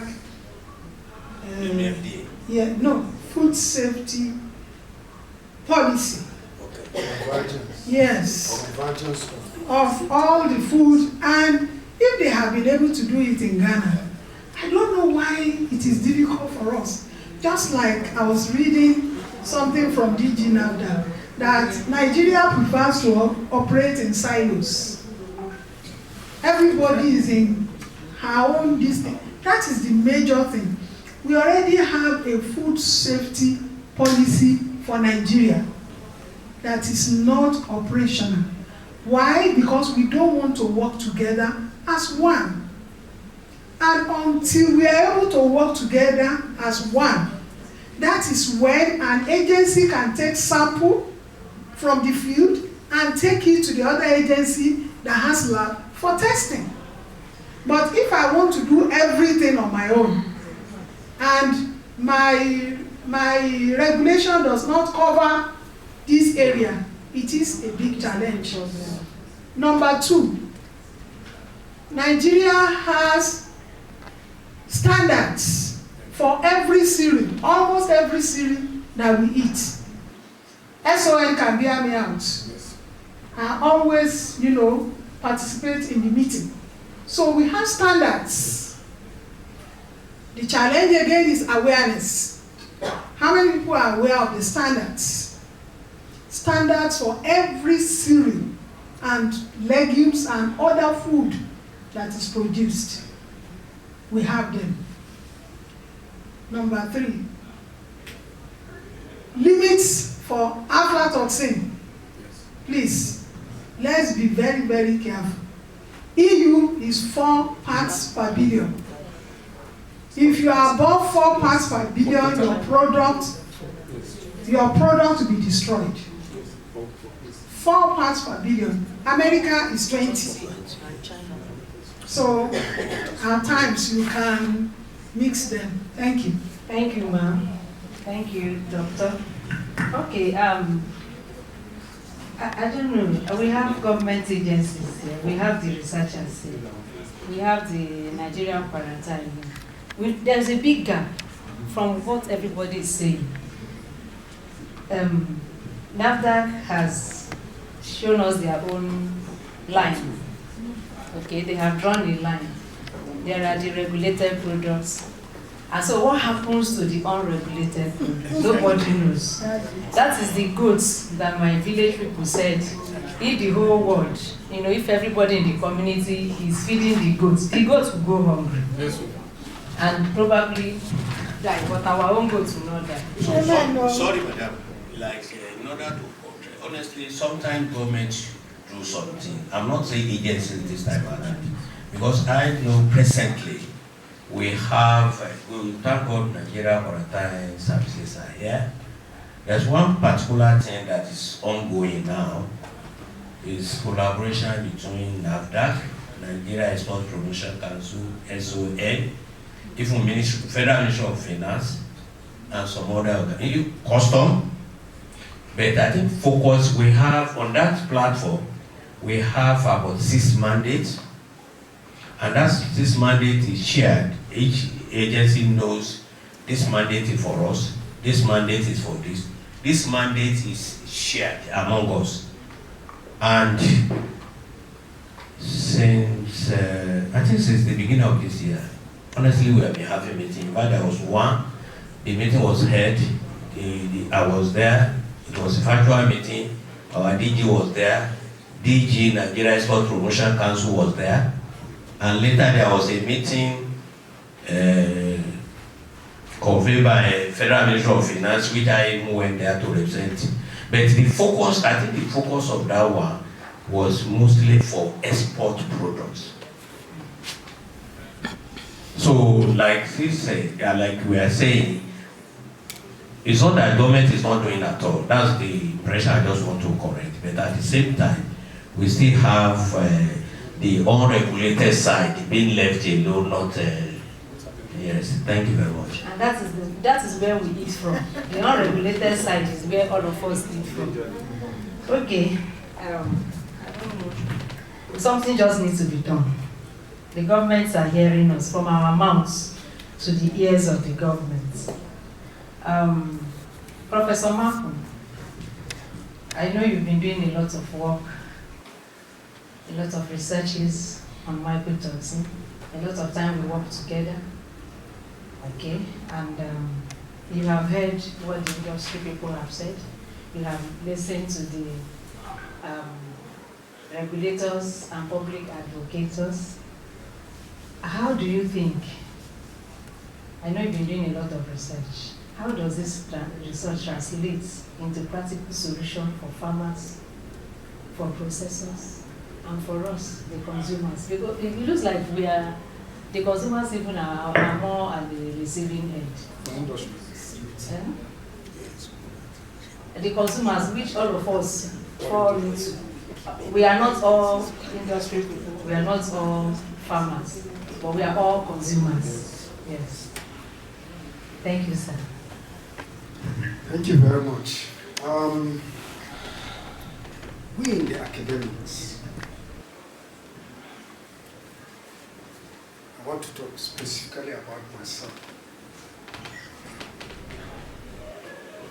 We first of all must carve an area of research that will better humanity. In our own case, in the African Center of Excellence for Mycotoxin and Food Safety, we chose to teach, develop capacity, and do research to make food safer. So that's how we started. Then an opportunity came where we had the opportunity of bidding for a grant from the World Bank, and we chose to do food safety. I think for all the NAFDAC people, it's only him that I don't know. I've been working with NAFDAC since 2010 in this area of mycotoxin, just trying to bring the issue of academics and industry having to work together. If you as an academic is not working with one industry, you are wasting your time. So we've been working with NAFDAC. So what did we learn working with NAFDAC? Number one, we discovered that while NAFDAC focuses so much on the drug, at the time the food aspect wasn't really well developed. And they were bringing people like me, who read biochemistry, who read food science and technology, who read chemistry, into NAFDAC. So when we got the opportunity, the first thing we did was to say we must develop curriculum that we train people on food safety specifically. This is a milestone. You don't find that in any African country except South Africa. And you have to go to the University of Stellenbosch. So we really need to have people that are trained in food safety to understand and operate all these things we are talking here. So from the area of academics, we'll be able to give Nigeria, indeed Africa, experts in the area of food safety. And I must quickly tell you, the curriculum that was developed by them. When we were developing the curriculum, we brought all the regulatory agencies in Nigeria, in Sierra Leone, in Gambia, and quite a number of other countries. So they gave us a curriculum that when we went and tested its complementarity with all this Coursera and all that, we discovered that it was so different from what Coursera gives us. There was no relationship much, which means we did a good job. So they took the African need, food safety need, in our curriculum. I can assure you, this we have given. We did not only leave them at curriculum development. This doctor teaches food law in our school, in our center. Adeboye teaches food law. There are so few people in standard organization that also teach this thing. So we are very practical about it. We've given them that from the area of academics. Then, of course, of essence, our researches will have to be around the problems we are having. So first, we are doing risk assessment. We go do surveillance in foods like maize, sorghum, and all that.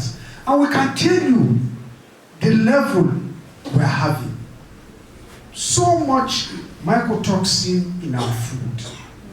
Unacceptable level.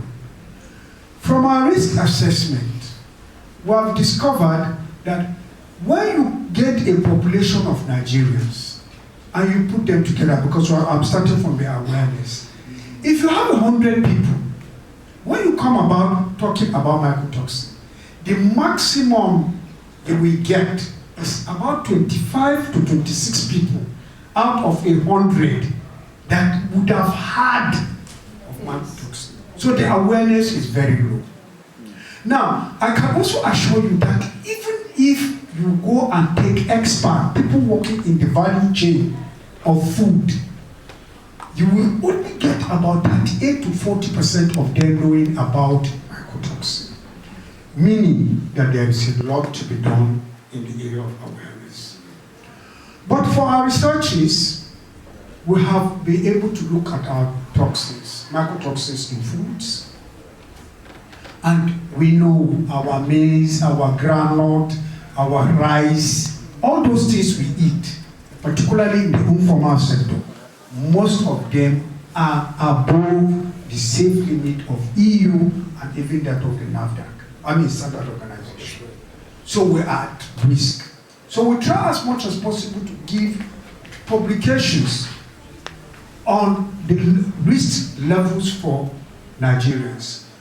For sorghum, we have estimated that 27,000 people are prone to liver cancer due to the level of mycotoxin in Guinea in northern Nigeria alone. It brings us to quite a lot of things. Then apart from that, we also try to bring in some mitigation strategies. We have students doing, looking at the climate as it affects the mycotoxin levels, and therefore doing predictive mathematical modeling and giving you early warning system that will soon patent. We're putting in varietal crops, cultivars that are resistant, and we find millet. Our millet is one of the most resistant to mycotoxins.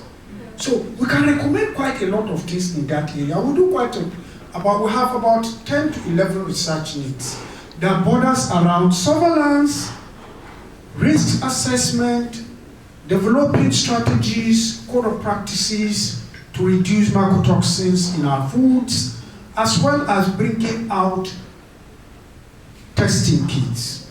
So that is what we are doing in the area of mycotoxin. We don't stop at that. In the African Center of Excellence for Mycotoxin and Food Safety, we also do awareness. We do what is known as short courses.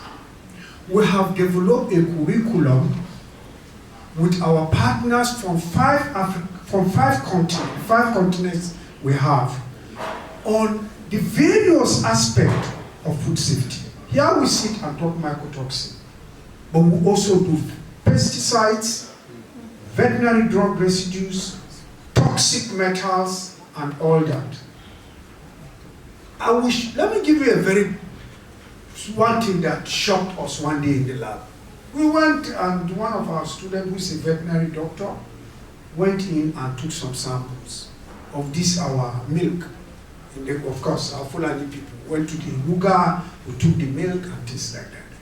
Then we went to our HPLs, GC master, only for us to find that this pesticide that is used to kill the ticks on the cow was in the milk.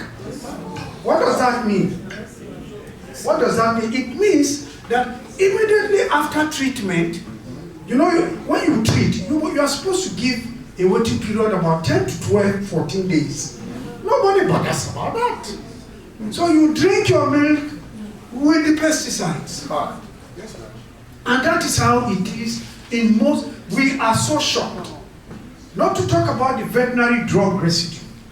Of course, you see the cow being taken to the slaughter, they are sick and under treatment with antibiotics. By the time you go taking their meat, you find a lot of veterinary drug residue. So truly, this is a mycotoxin seminar, but it is also a food safety seminar. And that is why, when we are forming our lab, we want to continue to thank Dr. Isa and our very good friend Simon. We designed it in such a way that we take care of most of these contaminants that are codex regulated.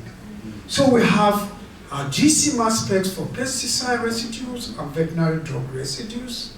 We have our heavy metals, then we have our mycotoxin, and so we take these things holistically, and we are more afraid than when we started because of what we are seeing. We are afraid for Nigerians. No wonder when Dr. K. Isa was talking this morning, and she was talking about this cancer thing and all that, there is no doubt about it.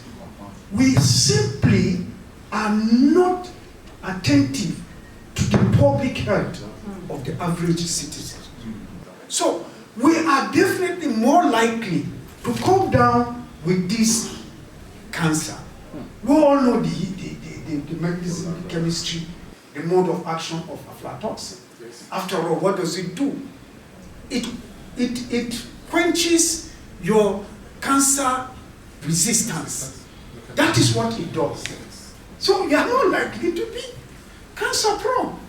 This is shocking. This is surprising. It's not surprising actually. The only thing is that it makes us in the lab more afraid of what is happening. So what do we say to the regulatory agencies, for those of us in the academics? We have a litany of things we do. Of recent, we also won an EU grant with some partners in Belgium and Netherlands. And we conducted a study in 5 African countries: Nigeria, Ivory Coast, Kenya, South Africa, and Benin Republic, on regulation. What is the level of regulation that and what are we expected to do? We have a whole document here that we have given to African Development Agency to give Africa a prototype of how regulation should be in Africa. Because this informal sector we are talking about, they supply 70% of our food. Yes. So as long as we don't regulate them, the informal sector, they supply 70% of our food. You will go and buy kose and eat. You will go and sit down and eat amala. You will eat all those things.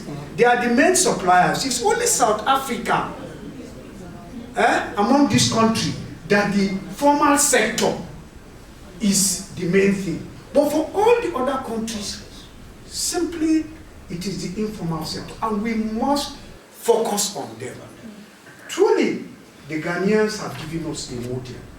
But if you go and check, because we went to the Ghanaians too, the money they are using to even put those regulations in the informal sector is grant they got. It's not even the Ghanaian government that got them that money. So you see, sometimes then you wonder, so what are we doing? Truly, as people, as government, what are we doing to ourselves?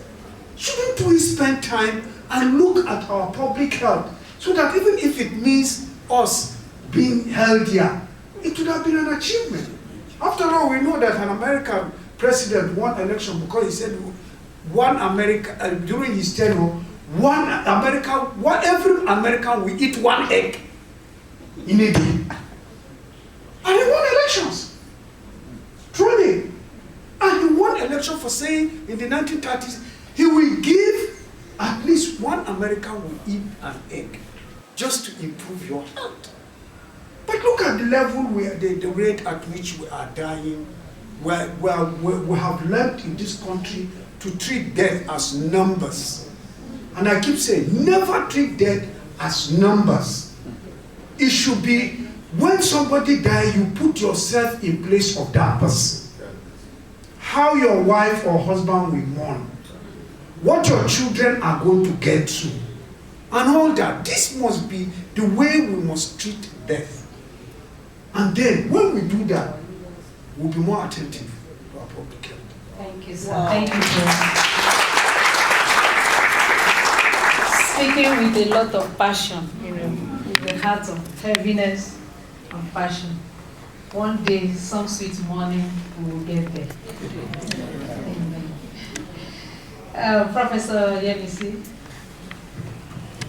she is the president of Mycotoxins Society of Nigeria. A lot has been said. I want you to look at the innovative approaches, that you think that are being carried on, maybe from people among your society. I saw all of you this morning. You were just working, just like one family. From different parts of the country, all of you were hugging each other. I can see that Nigeria is no longer, it's just one small village to your society. It means that you guys you're communicating together, you're doing a lot. There are things that you're doing that you want us to hear, the innovative approaches you're taking. And then while you're looking at this, I want to also you to pay attention to what Dr. Marcus said, public health importance. I see that there's a lot of passion on this mycotoxin or on the part of the researchers. I don't think the medical field is making the same noise you're making. There's a gap. They can tell us about malaria, we hear about typhoid, but they hardly mention mycotoxin. Thank you very much, and I want to say thank you to Katchey organization for inviting me here. Innovative approaches that our Mycotoxicology Society is doing to talk, how we are mitigating against all this and what we have done in the past. And then where we train them, we give them certificates for coming for the training. And then we got to know that majority of them don't even know much about these mycotoxins we're talking about. But after they keep telling us that they will go back. And for example, now the one we had a conference in Kogi, that was in 2 years ago, and we were able to hand over the farmers to people that will monitor them. one of the problems we have in Nigeria, I don't like talking about the challenges of Nigeria because it's so much. Because if you start talking about the challenges, we won't be able to leave this place. But one of the things we're mitigating against, one of the challenges we discover is that when they come for conferences like this, we talk and they go, and nobody to monitor. And so, in Kogi State, where we had 2 years ago, when we had a conference, we were able to hand them over to some group of people that will be able to help them continue with the training. Also in Mina, we had a conference last year in Mina. They were in safe hands because we handed them over to Professor Malcolm, and I know that he still works with the farmers like that. That is what we have been doing. And again, they came to our state. We had a conference in our state whereby also we have constant discussion with the commodity groups that they came to join us on the conference. So these are all the things we are doing to really rally around and support even the country. You know, one thing I got to notice is like, in this country, we start anything we want to start without training. There is nothing like farmer schools. So we are trying to think, even at the level of institution, university education, we need to, because we have proposed this, let us have farmer schools, whereby these farmers, because we believe that they know more than us. And meanwhile, we have so many innovative ideas. We have researchers that have published a lot of work. What has that publication got to do with the farmers? So we are trying, because I'm a founder of an NGO. What we do is we bridge the gap between the class of group of people in the class and that of farmers. So whenever we have a solution to some things, we call the farmers and we tell them the solution. We don't have to be in isolation. We really need to partner together. For the mere fact that most of the farmers are not educated does not make them not to be human beings. Yes. Because we really need to prioritize human health. Because in as much as those people are human beings. So I believe that we should make everybody somebody. It doesn't really matter the level of the education of the person. So it is time for us, all of us, to come together and discuss. Discussion should not end at conferences. Now, there should be sustainability in whatever we're doing. So that is one of the things that Mycotoxicology Society is doing.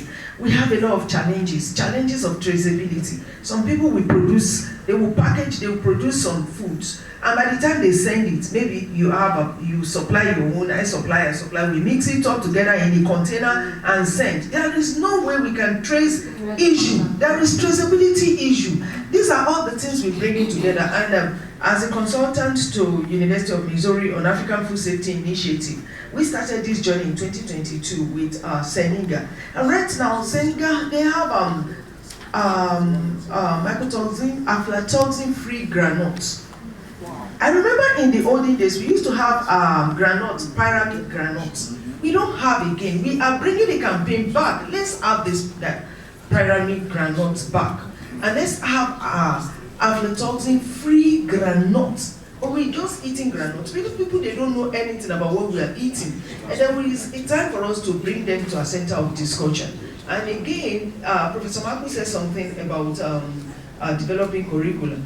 What we discuss at our level is like, we look at all the universities, tertiary institutions in Nigeria. There is no university or tertiary institution whereby they are running a program called food safety. People don't go and get BSc in food safety. They don't go and they get BSc in B.Tech in food science and technology, whereby they will teach only small aspects of food safety. But they talked about product development and what products are we developing?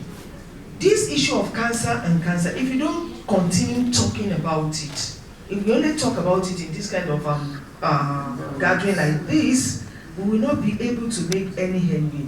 We really need to sit and talk. When we started in Seninga, and now they have aflatoxin-free granules. The same Nigeria, we don't have aflatoxin-free granules. Does it have to do with our population? Our population is supposed to be to our advantage, but it's becoming a disadvantage to us. We are much more, over 200 million. We should come together. We should be able, it is time for us to start discussing about mycotoxins. When you go to any university and say you are mycotoxicology, they will ask you that what is the meaning. Many people don't know, even though the people that the academia, they don't know. There is what we are also doing in our society is this industrial, academic, and association partnership. Now, I proposed something one time like this. I said, not until universities or tertiary institutions have partnership with industries, we are not doing anything. Because okay, we have students that will teach, I will give them practical trainings, and they will go for sideways and all that. Then when they come back, they continue with the theory. Our own level has gotten to a stage whereby it's no longer supposed to be everything theoretical, theory.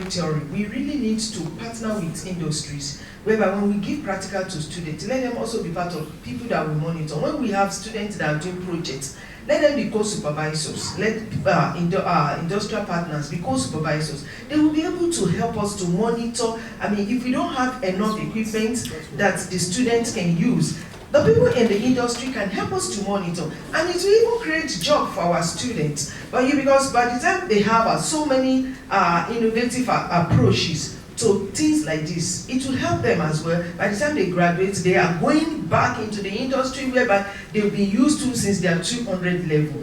And these are the kind of awareness we are creating, even in Mycotoxicology Society of Nigeria. I remember one university, Cambridge University in the UK, their postgraduate program, it's sponsored by, it's industrial, academic sponsorship. It's purely practicals. I think we need to be looking at all this direction so that this problem will be able to solve, mitigate against all these issues on the ground. Everything should not be theoretical discussion, and after the discussion we go, there should be monitoring, evaluation, and all that.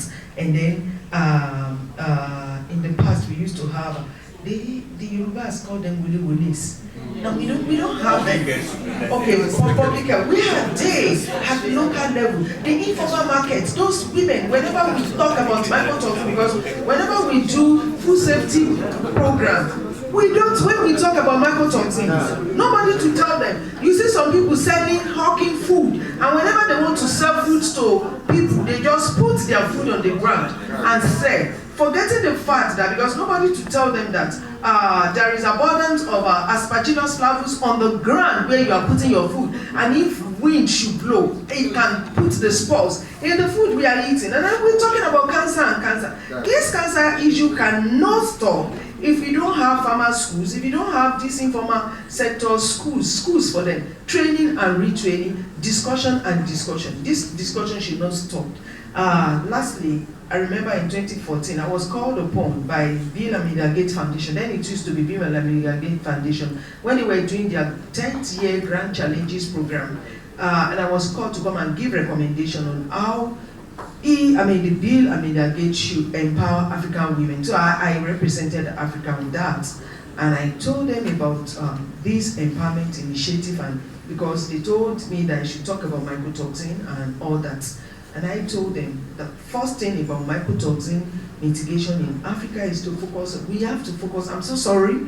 We have to focus on women, because these are the people that produce about 60% to 70% of the food we eat.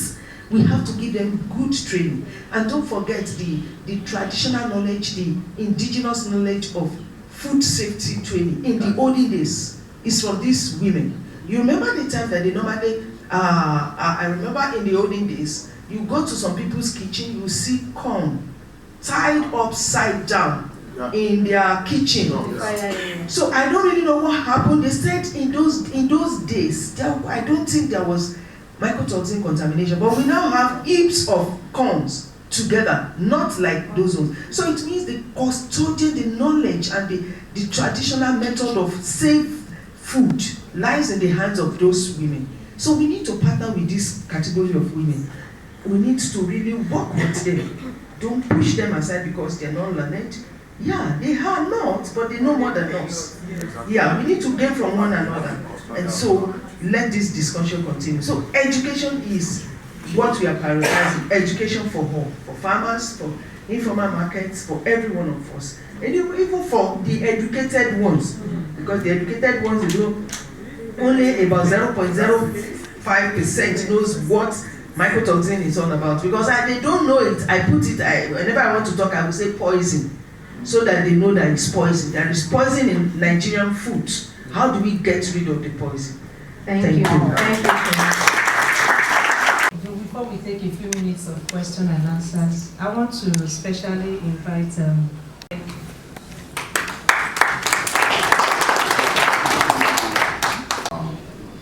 Madam Kate, is highly interesting bringing stakeholders and everyone together.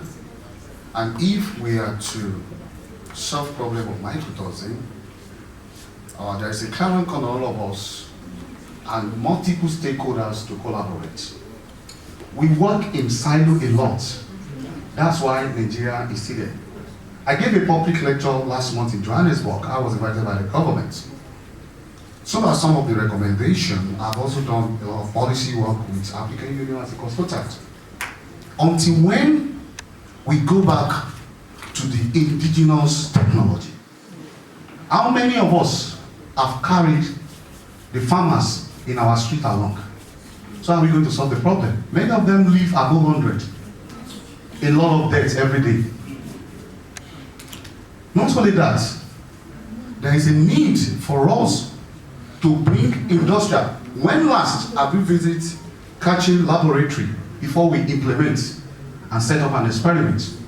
So in the next 100 years, nothing is going to solve until when we bring key stakeholder industry before we conceptualize our work.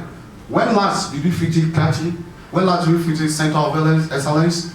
How many professors have we brought to our lab? So there can never be from lab to GAN initiative. Until when we have a research-driven people, there are wrong people in the wrong pack. No consultant on mycotoxins, you brought a carpenter to come and head a university, a research institute, zero, you have failed. Not only that, when last did we invest billions of dollars? I'm writing a curriculum, I'm spearheading the research for African Union now. We are targeted almost 58 countries. When last did our government donate high level of funding to research? So definitely nothing is going to work. We are deceiving ourselves. We are building children. When last did we advocate for primary school students, secondary school students? Any research you are doing that is not going to solve the immediate target of your community, you are a failure. Any research you are doing that is not commercializable is not going to work. There are almost 9 readiness level and market level that will take me 1 month to teach, but I'm not here to come and lecture. But I'm talking about a view that if we are going to have a robust GDP, we must go back to what we have in our indigenous brain. What is the highest form of economy? Digital-based economy. Yes. We might be black, our brain is not black. Whatever you are doing that is not going to solve problem of immediate people around you, you are a failure. Why do we commercialize?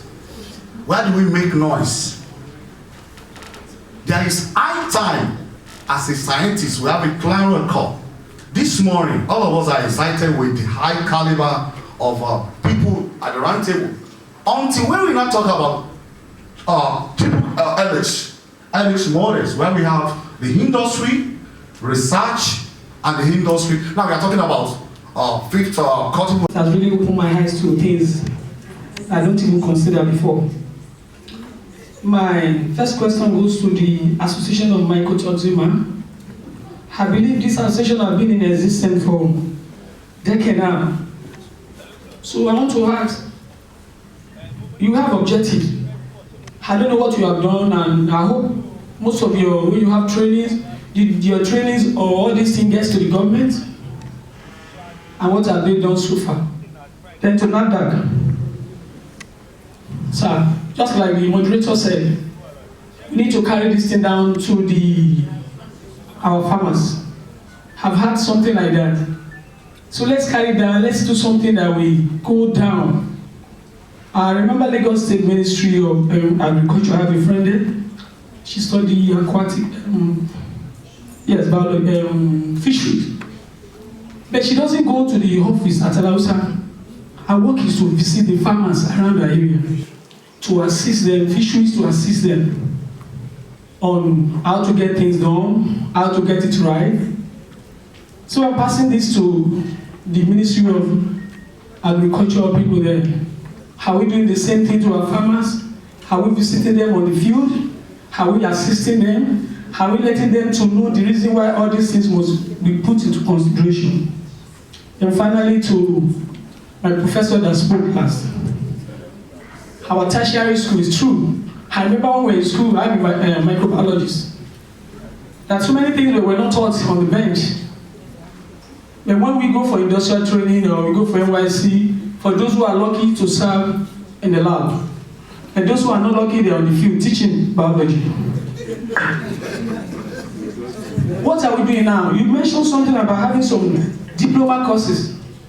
Have you been able to go to NUC to let them know that there are some courses, even though we are BSc holder, we can still go back to school to learn on food safety. I remember in school it was my 300 or 400 level that I just briefly something on food safety. So please, after today, how will the government hear this? How will they hear this so that they can start something on them? Thank you very much. Lastly, why do you only go to the north to go and help the farmers? We were discussing it here with Professor Jeff-Agbola, and she said she alleged that the north was getting much more information, more advocacy, more support, more help, but the south is left orphan. And we're wondering why. And then you spoke and you kept talking about going to the north. And you're here collecting our money and going to the north to study. And when they told you to help the universities, you say you won't give it for free. In your own best interest, give the seedling, give them whatever the technology, so that we can grow better products for you, so you can give us better food. That's your question. And from you, I'll go to your neighbor. Mr. Tapino, I can't pronounce your name. Look at what Nestle, your brother, Ebon, is doing. What are you doing to help the people who supply to you, to skill them up and help them get the best practices? Talking about breaking down the silos, maybe Nestle and Golden Flower Premium Edible Oil can collaborate also in enhancing, helping the supply chain from the farm until it gets to you, to sanitize it. The more we can do in that area, the better for everyone. I told you I have a question for everybody. I'm summarizing, it's just one question. Mr. Director NAFDAC, you said before NAFDAC will claim they have mandate for a whole lot of things, and they will fight when SON tries to do some things or quarantine. And now when we start asking, this food we are eating, you say, no, it's not your own area. Whose area is it? We need to know. This informal sector that's not packaged. I don't know what to call packaged. Gary is in a bag. Why is it not packaged? But whatever you said. Who's is it? We need to find those people and get them to do what they need to do. If we have to find funding from wherever in the world to support them, we will do that, but we need to know whose mandate that is. If anybody knows, whose mandate is it to check the quality of these ones, the food, packaged food, and NAFDAC say is not in their management. Number 3, I heard music to my ears, gown to town, and relevance. That the research subject, research topic, the research that is done in the universities, in their labs, must be relevant for the local need and must be commercializable, otherwise you're wasting everybody's time and wasting resources. I know, I vouch. Actually, really had a room full of so many people. It was intimidating, wasn't it? At Tech Fund Management Office, and we were singing the praises of Professor Malcolm. And they were going like, because Professor Malcolm is doing things. He's doing amazing. I believe his center got the best mention from World Bank of all the 8 centers. You know, so you're doing something right. We also equip labs in universities. We work with researchers who will tell us that the research they do is just for them. It's for the, you know, just for the right white paper. And we tell them, hey, why are you wasting everybody's time? Stop. How can you, from where you sit, help to push this narrative that research must be relevant? And I tell you, when your research is relevant and is commercializable, people like us in the industry will find the funding to put behind you to push it into the market. Right now we're doing it for oncology, for finding cancer cure. We're putting all the stops to find the money to make those researches go all the way to markers and products. How can we get more? There's another center of excellence in Ede. That place blew my mind.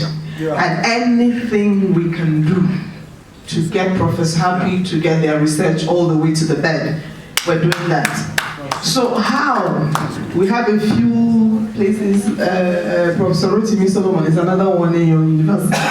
How can we make it, when you guys go to your forum, your discussions, how can we make this the way research is done? And if you're not doing it that way, then you're not going to get funding.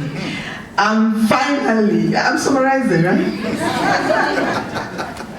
I got some beautiful, you know, now that we've done all the questions and criticisms, let's celebrate something.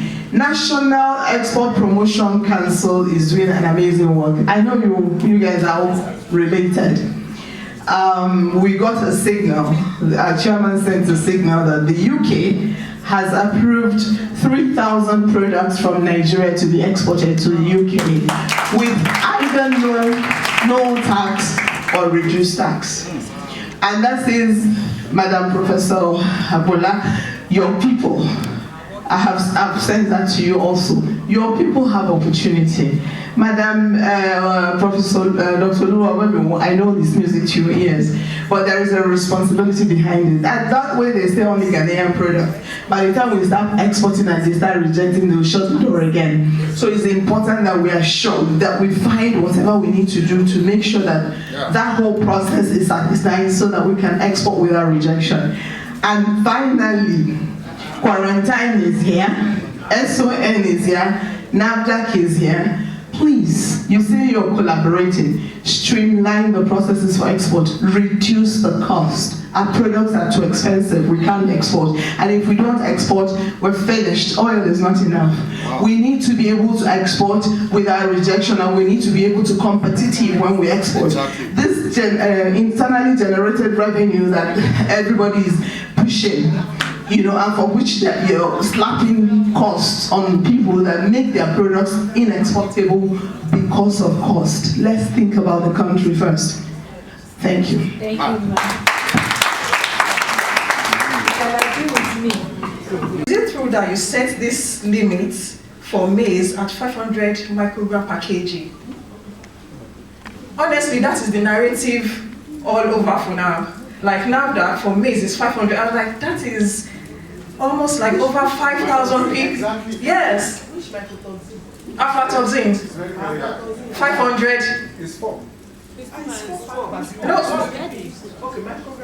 Microgram per kg. You know, because there was somebody presenting, I'm like, yes, that NAFDAC set it at 500 microgram per kg. I'm like, NAFDAC, and all efforts to ask NAFDAC went futile. Sir, Mr. Olajide, I'm sorry about the golden mold I said, because really, I don't know if it is the batch of the golden mold we analyzed. Honestly, the bacterial count was TNTC, the Aspergillus flavus and Aspergillus niger in the golden mold, in the batch we cultured. Honestly, we subjected it to, you know, from the UV to analyzing it to GCMS. It was the aflatoxin content, it was so high. So I was now wondering, Nestle, and all effort to talk to Nestle to, just went futile. And to all the panelists, I know big men, big women, for we young academics, researchers, how we communicate our researches to you, I don't know, because I have sent Professor Makun like 1,000 mails. He hasn't replied.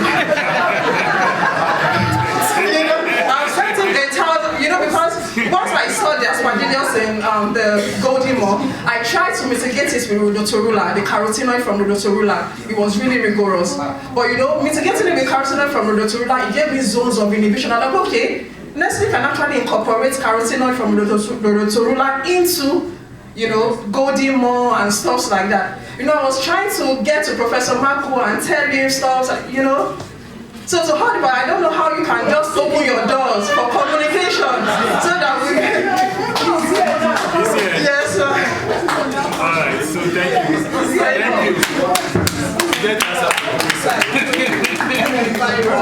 Sir, Professor, sir, I have 2 questions for you. What are the current limitations in detecting and quantifying technology for mycotoxins in industrial food processing? That's number 1 question. And then number 2 question. How can emerging biotechnology improve early warning system across the global supply chain, sir? Thank you, sir. Do they go with the farmers to any information? But this question is to Katchey and to other people that are handling chemicals and all that. Because I saw something. Can somebody raise up his or her hand here? If you don't eat beans, just raise up your hand. All of us, we eat beans, and there is something going on. I noticed, I went to the market one day on a Sunday that people don't usually go.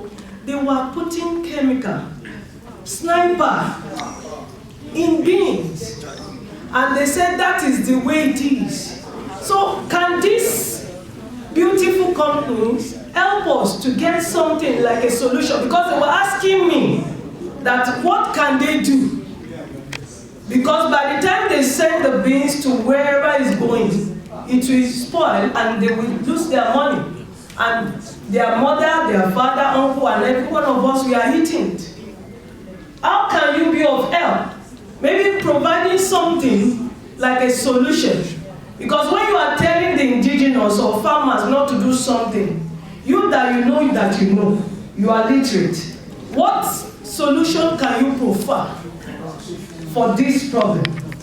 So that is just one out of many questions for now. So let's just, what can you help us to do to solve this? Again, when we were, that was 2 years ago, we were involved in reviewing of food safety and quality bill. It has not been passed, but we are still on it. So it's now going to be food safety and feed quality bill. So we are actually involved with the government. If they don't recognize us, they will not send to us for review.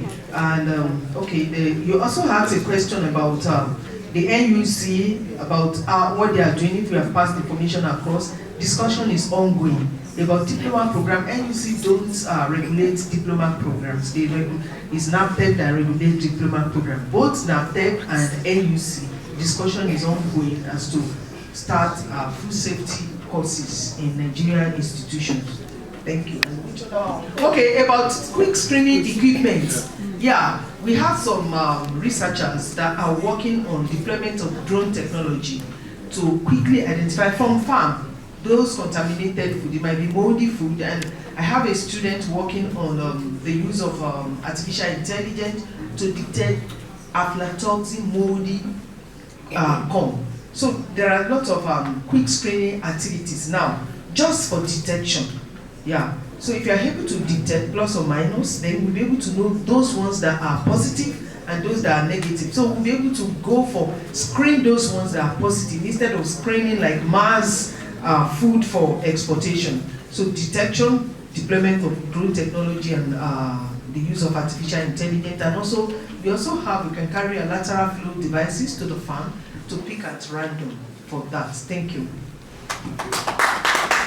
Thank you, ma'am. just to add to what you have said, Roma labs have this detection kits, less than or equal to 4. I'm sure. I'm using it, so I know, and it has been working very well. So it's a detection kit. So back to Madam's questions. That's why are we going to the north? Okay, so apologies to the Western people. I'm from the West. There was a time we partnership with either FUNAB or UNAB, and Nestle brought out the money for us to go into farming in the West. But I'm sorry, we are disappointed.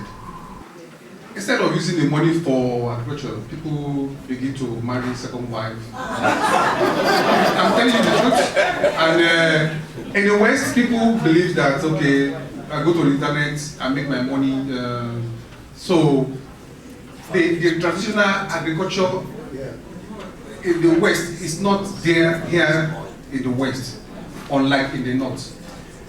The Northern people make use of their vast land for agriculture. They have massive land structure, and they don't waste it. They don't waste it, and they are good in irrigation. So we have, business-wise. So if I need 100 tons, and I get 98 tons from the north, where do I concentrate my resources? Okay, so I'm also afraid, just like any Nestle staff who are afraid. Because the day northern people says they're not sending grains, either maize, sorghum, soya, millet, oats, to the south, the Nestle is a problem. And mind you, Nestle is not owned by Nigerians, but they can shut down the factory. We have 3 factories in Nigeria. We have one in Agbara, we have one in Fargate, Shagam, another one in Abaji, that's very close to Abuja. Doesn't take them time. The wise don't behave like us. ROI is low, they shut it down. They are doing business. But doing business, they are enhancing the quality of life. So, to answer you directly, man, the northern people, they have vast land, and they are making use of it to produce what Nestle needs for us to produce safe and good quality products. This is what I want to say about that. To Madam, I want to know your name. Amina. Madam Amina. Okay, so in a forum like this, I will not discuss much on this, on your question. We can see one-on-one, but I want to say something. A batch of maize, for example, a batch of maize is 600 bags, 30 tons. And we do what we call quadratic sampling, meaning that we sample for every 20 bags, we sample 10 bags. For every 20 bags, we sample 10 bags. But aflatoxin is deadly. Yes. When in one bag we have two seed that is already contaminated, it contaminated the rest of the batches. And if you are not careful, you miss it. We have UPLC, we have HPLC, Roma Lab is supplying us because even the flour, we test the flour before it finally goes for production. And that's why I'm talking to doctor. That was this mistake one of our suppliers made, and we are trying to sort it out. I'm using less than or equal to 4 ppb for my flour, just to detect early, so that if I can detect early, I shut it down. There's a diverter, auto diverter, that immediately I detect, it diverts to waste. And that waste, I will use money to destroy the waste, because I have to contact Lafarge to come and evacuate to the waste. I will pay for evacuation. I will pay for Lafarge to even use it to generate heat. And that is why Nestle is very strict when it comes to the issue of mycotoxin. Okay, so I'm a Nigerian. So people, when they hear Olajide Ojo, that guy in Nestle, he rejected all my products. I'm looking for him. It's not a question of we are looking for him. Do the right thing. Give me less than 4 ppb, Fumonisi, less than 400 ppm, I'm okay with you. We can talk about DOM, we can talk about Sion, we can talk about Ocratosinge, which is deadly, which destroyed the kidney, And cocoa, also we have this toxins in there, processing hay. So, this is very strict when it comes to that. But let's see, because I cannot answer what happened now as a scientist. I cannot delve into that. Thank you very much. So, okay. No, you can't. Thank you very much. Actually, to buttress this point, from my experience while I was in heading Cardinal Lab, when I was brought to Lagos, when I compared those samples being brought to the lab for analysis, more of this agricultural produce, we analyze them more in the north than here. So north are generally more active in whatever comes out of this agricultural. That's what I can say. Then two, coming to Madam's question, I'm not saying that we don't test for this raw food, normal food. What I was saying is that it's not our mandate. But if there's a problem, like we have seen instances where they will say that a family had so food and they die, so they brought some sample to our lab to identify what might have been responsible. We do that. But to say this is our core mandate, we run after them, we check them, no. All what we do is that if it is packaged, even like fast food, we don't register fast food. But what we do is that we go there to monitor their hygienic practice. What and what do they do to see that the standard they are using is okay, but not that we register their product. But those in the open market, mama foods, except there's a problem. Because when there's a problem, either it's our mandate or not our mandate, people will talking NAFDAC, where is NAFDAC, where is NAFDAC? So that's what we do. Then you talk about exports. You know, when I was talking, I said the timing for analysis of exports is the least in NAFDAC. And like in the lab, I even have a focal person that when irrespective of where it comes from, if that sample is brought to the sampling reception unit, the moment it is accepted and key in, the officer to monitor that export is notified, so that within that short period, the analysis is done. And it is done for free. Yes, it's free. We do it free for them. Irrespective of the size of the, like Katchey and so on and so forth, we do it for them free. And even for the small one. And I believe other export processes done by Port Inspection Directorate of NAFDAC is free if it is export.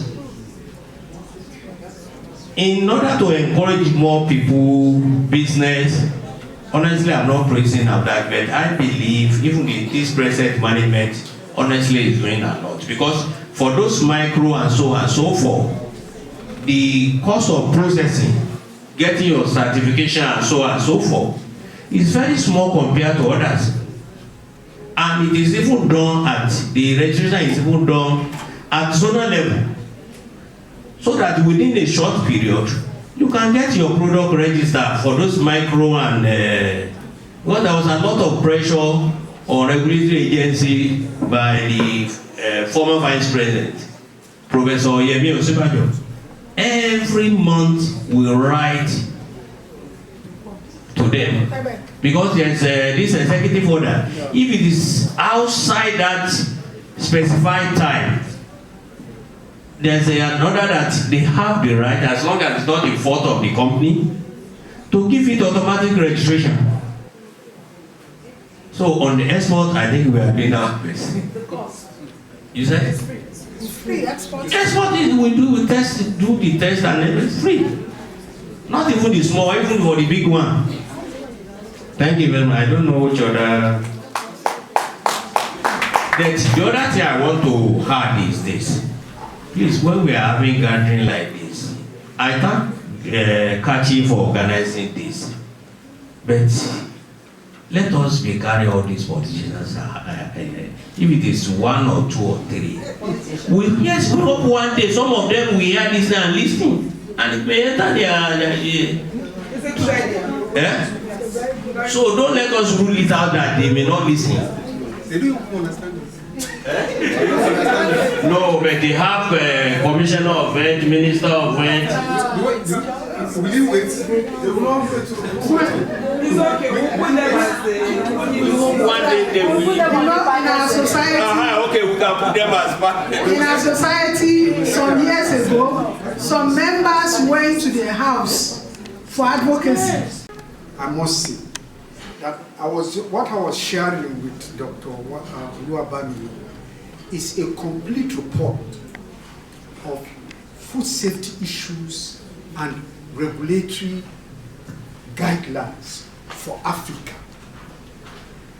I've told her that I will get permission from my other partners in South Africa, in Kenya, Benin Republic, Ivory Coast, and Nigeria to get, since it's a Nigerian document, to send it to these regulatory agencies so that those areas that these regulatory agencies need, because at the end of the day, sometimes you find them multiplying, doing one agency doing same as others. So we have put all these recommendations in this document.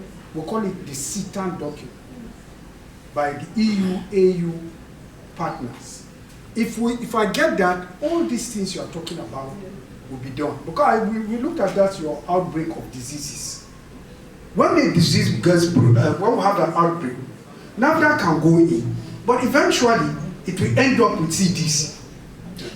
Yeah, because CDC will now take over from that. All those things we have looked at them. So that's it for NAFDA. Food safety programs. Our food safety program in Federal University of Technology, MENA, is accredited by AUC, but not at undergraduate level. And just like the president of the Mycotoxins Toxicology Society is talking about, we will eventually have undergraduate program on food safety. But there is no doubt about it. In fact, we are even going for international accreditation for that food safety program. Because most of our foreign partners from 14 African countries all came to read food safety. And they are people from regulatory agencies. So we'll get them accredited. Then the next thing is, I really want to ask my very good friend, which of my email address you use? Is it the Yahoo or the Gmail or the everything? We will talk that one by the side. Yes. Dr. Isa is asking me about what our research outputs. What are we doing about our research output? Why are we not going to the market? For now, we have 3 research products. We have an early warning system for farmers that we have tested. So a farmer can stay in Lagos or in this place now, let's say this is farm. He will put his address. When he puts his address, it will tell him the weather conditions. And based on the weather condition, it will be able to predict for him the likely level of mycotoxin he's going to have on his farm. And then it will suggest for him or her what are the necessary things, strategies to put in place to avoid that level if it is above safe limit. That is a tested document, that's a tested machine that we are already using, but we need to patent it. So we are going to take it to patent. When we patent that product, definitely it will go to the market. I'll come and bring in Katchey, come and buy shares.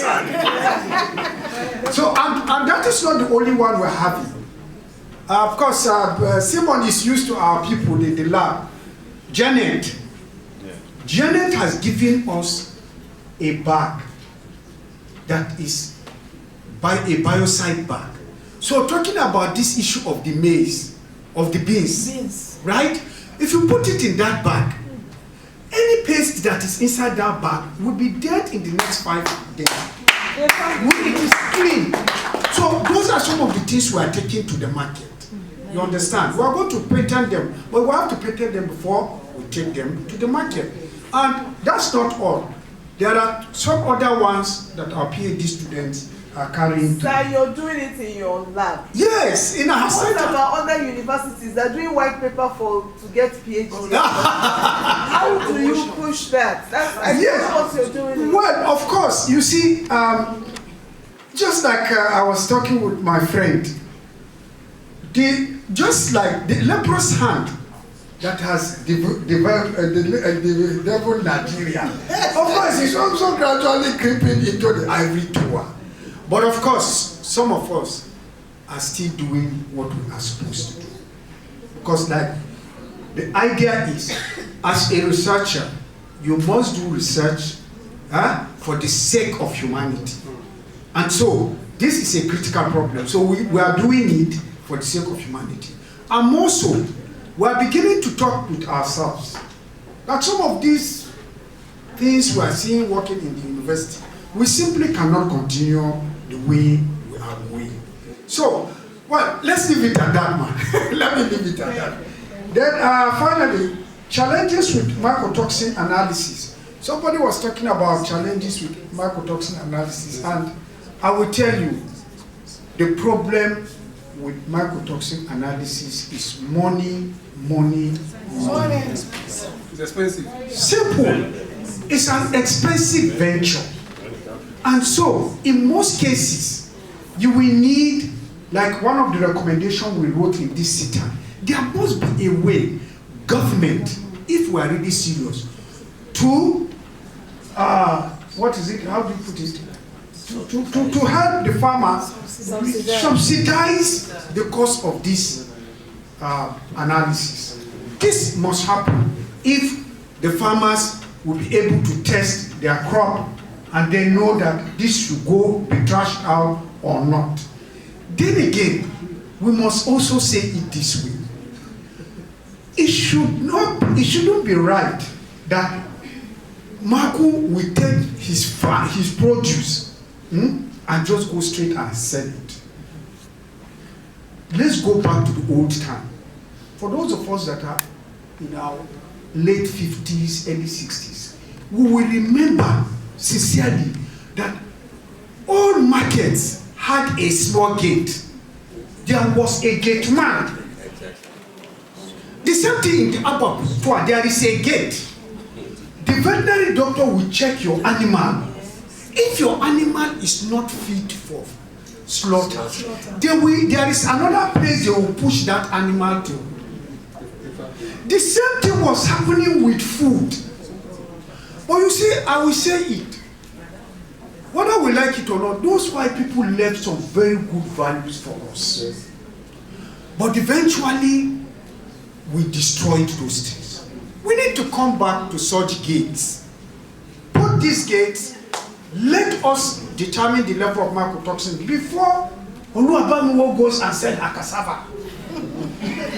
Before Simon is allowed to go and sell his gari, it must be tested. Those are some of the things we need to be doing. And then finally, for the farmers with regards to pesticide, I tell you, when we started this mycotoxin center, we are getting more afraid and afraid. This issue of this sniper is not only even in the beans. What they do now is immediately after they harvest the maize, in a bag, let's say 100 kg, they will take this sniper, wrap it in a small cloth, rag. Then wrap that rag with what? With a leather, and put it inside that 50 kg of bag. What is the idea? That the smell is enough to kill the the paste inside. Meanwhile, the question now is, you are carrying this bag. I come with my small truck. You put this bag, bam, and then the leather gets broken. What happens? Of course, the sniper will spread into. My niece came yesterday from the village and she told me that the whole family is there under diarrhea after eating maize. I said, it is the sniper now that were even lucky. The concentration is not that much. If not, they would have gone. This is the practices we are seeing. We are shocked. You will not believe what is happening until you go down and you are doing all these things. It is scary. What we eat is something else. Thank you very much. I think. Who we are. We are under GAFTA and IPAN certified. We know that ANAP is an accreditation body that certified laboratories for different ISO standards. So we have ISO 17025 that covers most of the, especially mycotoxin, that is the topic of today. So lucky for us, aflatoxin being the most, frequently tested parameters is in our scope. So we did not end there. We still have, recently, we just added GAFTA because we noticed that a lot of customers, they've been asking for GAFTA if we have that. Since we have ISO 17025, that we can as well go for GAFTA analyst membership. Because for you to be able to export effortlessly to the European market, they usually request for your certificate should be from a GAFTA approved laboratory. So because our customers, we always have our customers at the center of our business. So in other words, is whatever our customers want, we key into that in order to bridge that gap. So recently we've added GAFTA in our list of certifications. So for it not to look as if we just pay attention to export and export, they say charity begins at home. We have to first of all, Nigeria is a big market with over 200 million population. So the market is here.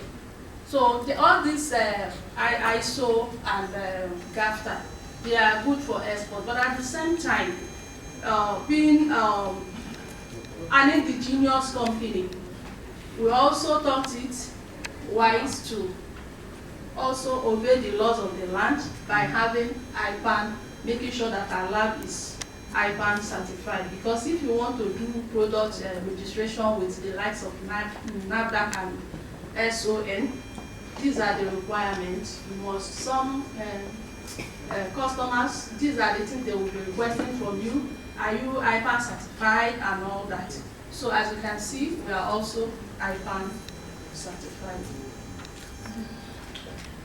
So our vision is to become Africa's #1 independent analytical laboratory complex by partnering with global expert and chemical manufacturers to deliver world-class testing services, all thanks to our parent company, Katchey.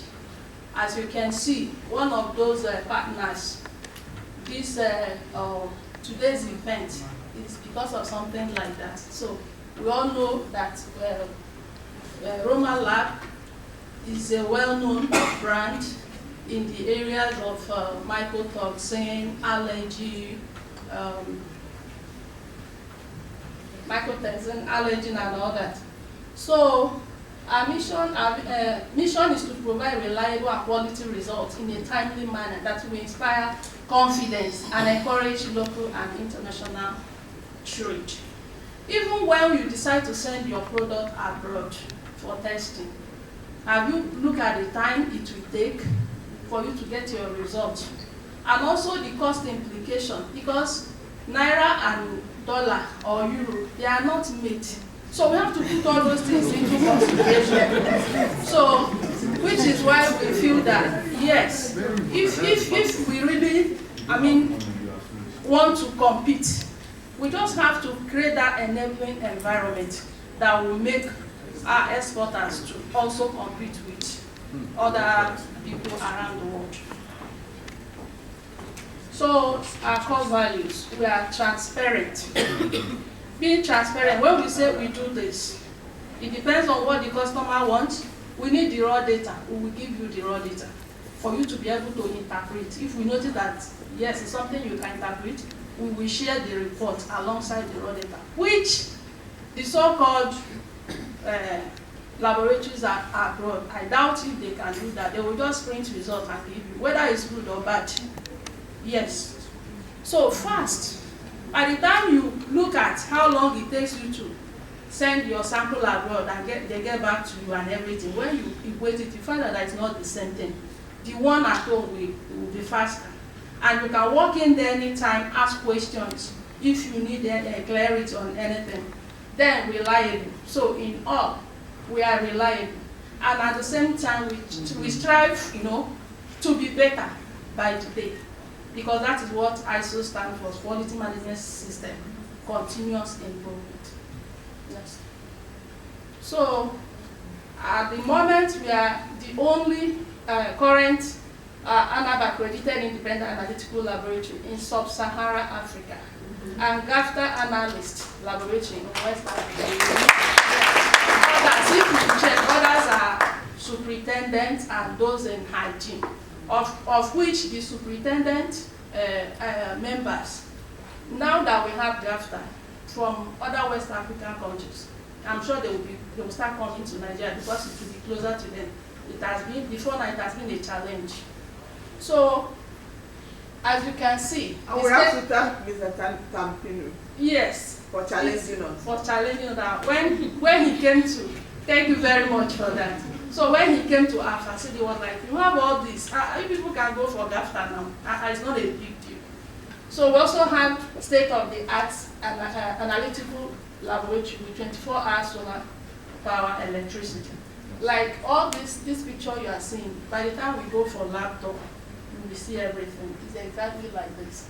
Strong track record of global partnership and high level of professionalism. Oh yes, our parent company, they have partnership with world-known manufacturers, likes of Thermo Fisher Scientific, Roma Lab, MEC, and all that. So our services covers, that is our scope of testing services, product certification in the areas of you want to do product registration and all that. Normally when we receive your request, we want to find out what you want to do. For example, do you want to get registered with NAFDAC? That means our best bet is NIS standard for that product. So we look at it and tell you, you have to do all this. And once the result is okay, that means you are good to go with NAFDAC and SON. Water, okay, we also, our scope also covers for environmental.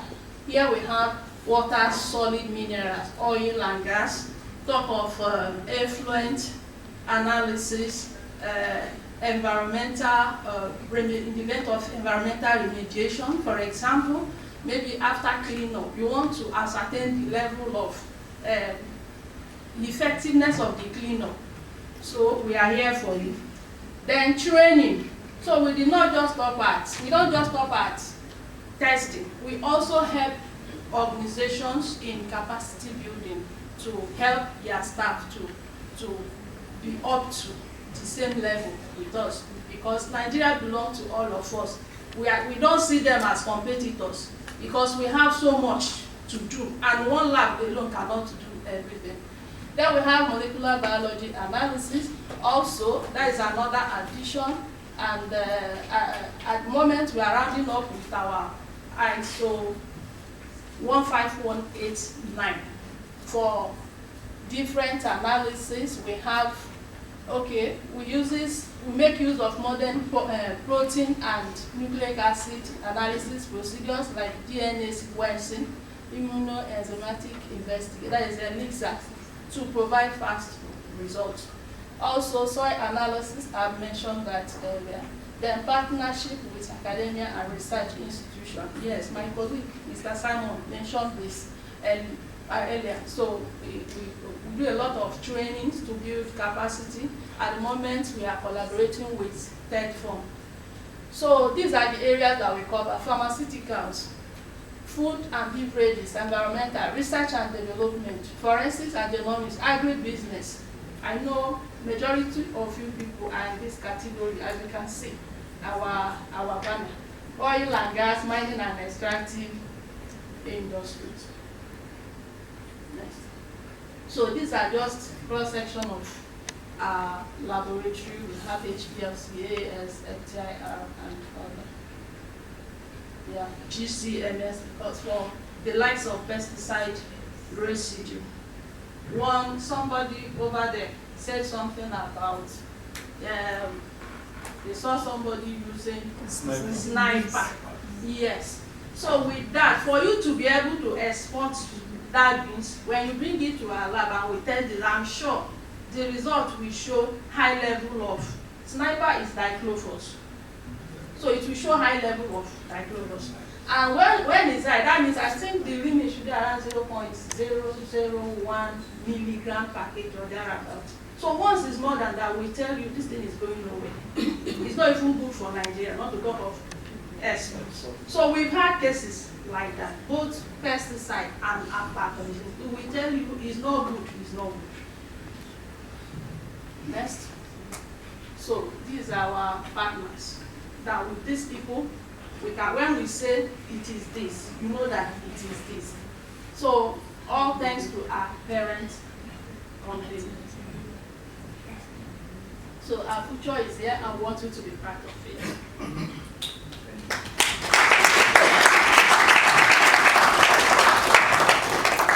Thank you very much, man. So please, for the questions regarding the laboratory, please, can we limit it to during the lab tour? So while we're at the lab, then we ask our questions at the lab. Yes, please, thank you very much. Thank you one more time. It's now time for, we need to visit the stomach clinic. It's just a few walking distance. So just like we did during the breakfast, we'll repeat same during this lunch. And I want to request that we try to speed up, please. I know some of us are slow eaters like myself. We'll try and fasten our eating so that we can quickly round up the last section and then go to the tour afterwards. Yes, ma'am. And afterwards, we'll now place, request your order placement for the Roman lab. Is that okay? Thank you. Okay, so please. Okay. Yeah, welcome. And that's sort of where we keep it. So it can be internal regulations, it can be external regulations, but at the end of the day, the key thing is driving food safety. Very critical. You analyze, you've got a result in under 10 minutes. So if a truck is coming in and you need to check if the raw material is fine, you can analyze, make a decision. If it's product that's going out, it doesn't have to sit for days whilst you're getting a sample to the middle of Europe and having to come back to be analyzed or wherever.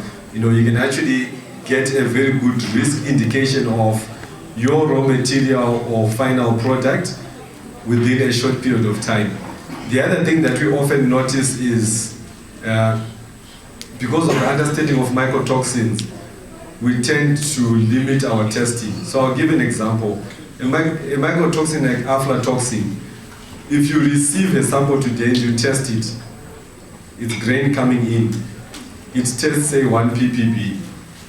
You put it in a silo and you store it, and then you come and test the same batch months later. it might actually test 12 ppb. And the reason is being, with certain mycotoxins, the fungus that produces that mycotoxin continues to grow and multiply in storage, like aspergillus. So you actually need to test what is coming in, test before production, and test post-production. The same with your penicillium, they also have the same risk. So you find your two mycotoxins that normally give you problems is aflatoxin and ochratoxin, because that growth is still going to continue even post-harvest in storage. So I like to call them storage mycotoxins, and the other ones I call them pre-storage mycotoxins, because whatever develops before harvest is where it normally stays in terms of threshold. The storage mycotoxins will continue growing and increasing in number even post-storage. So as a supplier or a provider of consumer products, if I buy in product and it has a normal aflatoxin, it doesn't mean it stays like that by the time I'm processing. So you actually need to test what's coming in to control. Obviously, other things like your moisture, temperature needs to be important in terms of your quality control measures, but pre-production, you need to make sure that what you are producing is actually below the threshold. If you are going to be bagging and storing that product before it moves, then you might need to check your retention samples to see if there's any potential growth as well. So there are certain things that a product like this gives you convenience, or the AgriVision Pro, it allows you to test as frequently as you can so that your quality control systems remain at the level that they are supposed to be. In terms of space is very limited, so you don't want to have a big instrument.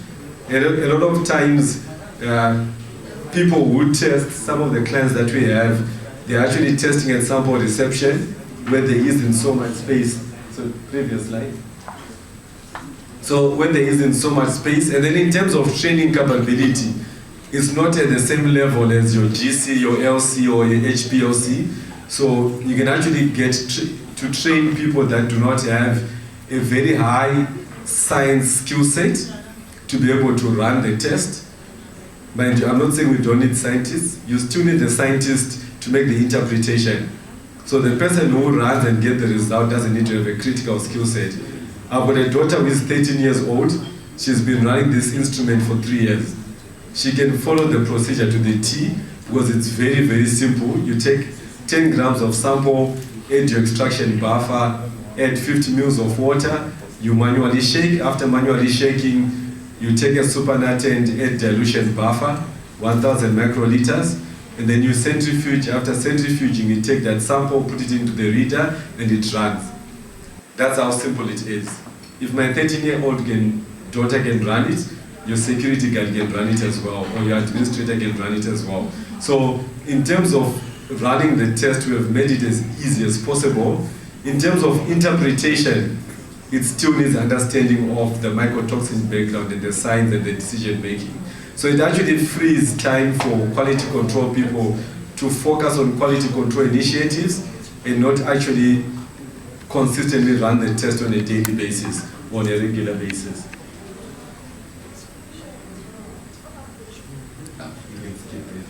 The sound is not coming through. So I had a video there just to show a bit, but the sound is not coming through on the system. So this is, next one. So this is the simple process that I've been describing. When you open the reader, it gives you the 4 slots which you need to be running. And once you have run the test, all of the results are stored on the machine. Then we also provide what is called a data manager. So with the data manager, you can actually export all the data from the machine onto a laptop. In the same data manager, you can put your acceptable ranges. So you can say 4 ppb is the maximum limit. Anything that's above 4 ppb it already creates a warning system that allows you to monitor only those results that are outside of range. You can export this data into as a PDF, XSV file. If you have a laboratory management information system, then all of that data can be transferred onto your limb system, and then you can manage it there and accordingly. The only thing you can't do is you can't edit it. So you can't take a 12 ppb and make it a 3 ppb. But you can add your company logo, you can add it onto your other reporting systems, but without editing the actual value. So we have put controls around that. We have also done the same with the strips. So each strip has an ID. And the reason why we gave each strip an ID is we noticed in industry, I will run a test, and that test passes. And then my colleague will come and run a test for someone else, and that test fails. They will pick up my strip, put it in the machine, and read it, and pass this grade. But now, with this instrument, you cannot rerun a strip, you cannot reread a strip. So it actually limits the capability of people to manipulate results. And the information coming out of the machine onto any platform cannot be manipulated by anyone or adulterated.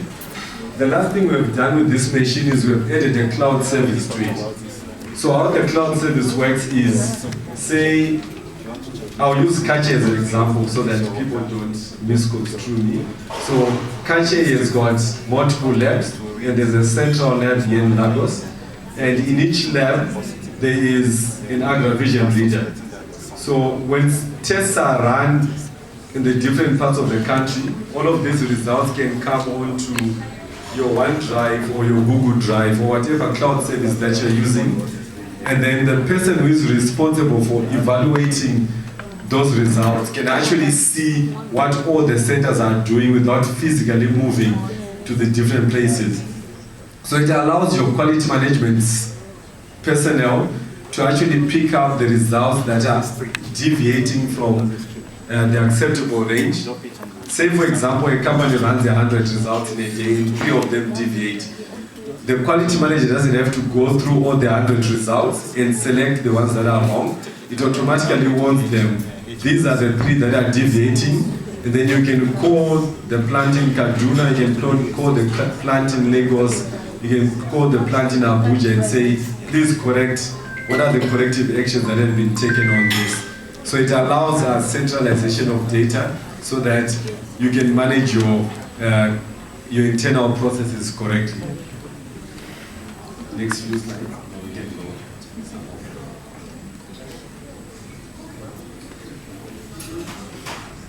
Yeah, we demonstrated that lab, yeah. But yeah, you can wait there. So, previous one. So on our data manager, this is what would appear. So your different samples, what you have run, what was the result, who ran it. So on the instrument itself, you can have 10 operators on the instrument. So what it means is the admin can log in Douglas Choto. I put in my password, it becomes my profile. So when you want to check who ran a result, when, how, you can, as the administrator, can actually go there, look on the particular day who ran the test and make some follow-ups if you need to. So each instrument can have 10 operators served on. So you see there it says admin, because it was only admin only, but when there's multiple users, it also shows you the different multiple users and the tests that you have run. Next one. Previous one. And then someone asked me about the LODs and the LOQs. So this slide shows you the different LODs that we have and the LOQs. I think the highlight there is for ochratoxin and aflatoxin. We actually have 2 methods. So we have the standard method, then we have the high sensitive method. So the high sensitive method has got a narrower testing range, which makes it a lot more accurate for low contamination. And then the standard method is what we normally recommend for people who are testing grain they don't know how far it's going to test. So you test with that, it sort of allows you a wider range, but with the high sensitive method, you already know you've got a very narrow range, so you can test with that particular curve. And that's only for aflatoxin and for ochratoxin. The rest of the analytes use the standard curve.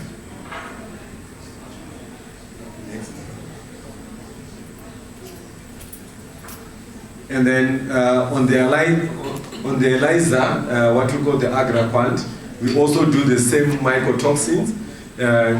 For me, the decision process between using a lateral flow and ELISA depends on, number one, the matrix that you're running.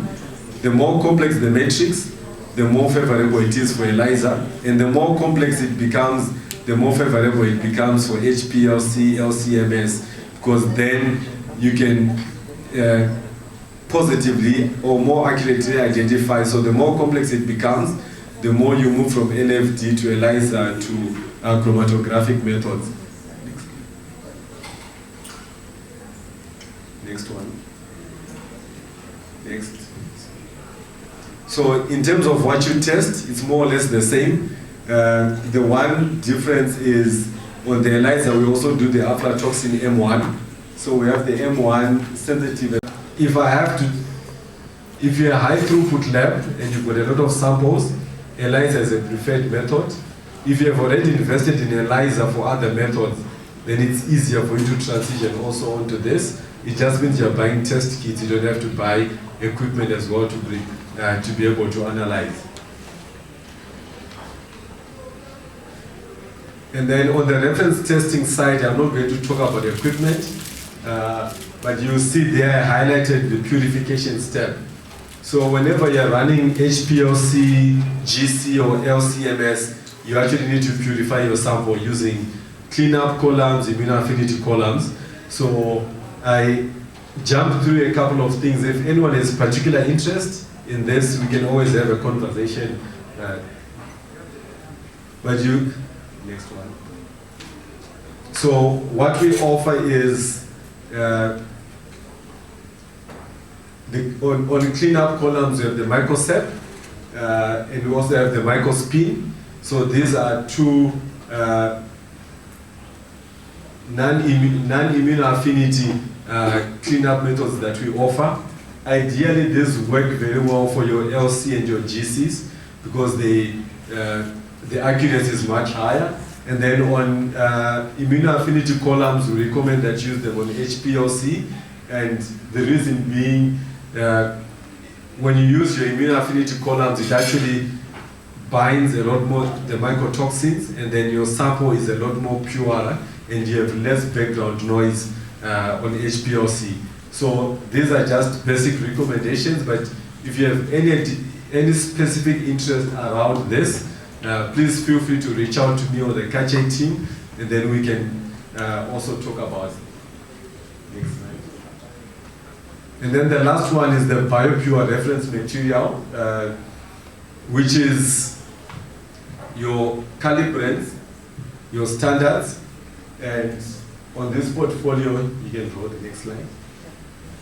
You'll see we provide the single calibrant standards. So if you're looking for an aflatoxin B1, you're looking for a G1, G2, we provide that. We also do calibrate mixtures. So you can have your aflatoxin B1, B2, G1, G2 as a mix. Then we also have like an aflatomonism mix. So depending on what you want to test, we can do those sort of combinations. The one advantage that we have is we are the biggest producer of mycotoxin reference material in the world. Our method was developed together with the Food and Technology Campus for Austrian University. So we even produce for some of the guys that, we are an OEM manufacturer for some of the guys that sell into the market. We also do isotope labeled standards, which you can use, number one, for your methods to see if you are under recovering, over recovering, but also very good for method development. If you are doing method development, your carbon-13 standards are a very good way for you to do your method development. We do the solid standards as well. Then we do the ISO 17034 certified standards, which, like I mentioned earlier, we certify the production of the standards. And it makes it easier for you to maintain or to align with your ISO 17025 registration when it comes to mycotoxin analysis. And then lastly, we produce quality control material. And on the quality control material, this is maize, wheat, your natural is the actual grain that is contaminated, so naturally contaminated and artificially contaminated certified material, so that when you then run your test, you are running it on the actual metrics and not on a purified standard. Next one.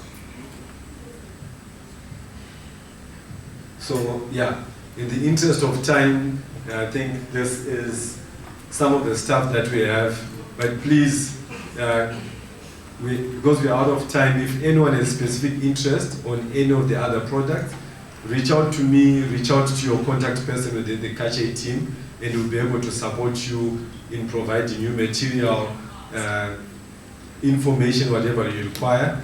The last thing that I did not mention is we've got a team of scientists in the background behind me that do these things on a regular basis. If you need to develop a method, if you want to look at introducing a new test or something, please reach out to the Katchey team. We've got people that can actually align with you and help you set up, process, develop whatever that you want, and give you pointers on what to look out for. So besides providing you with product, we actually have a full service team that can support you in terms of mycotoxin analysis. Thank you. Thank you very much, Dr. Choto.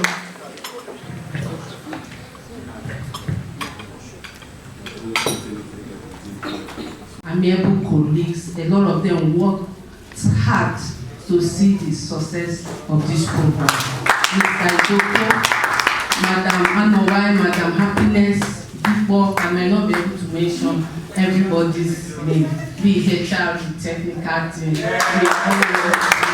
Thank you very much. And as we go to for the laptop, the cards are available to pick every one of us, up. Thank you very much. And, oh, yeah, I'm so sorry. Yeah.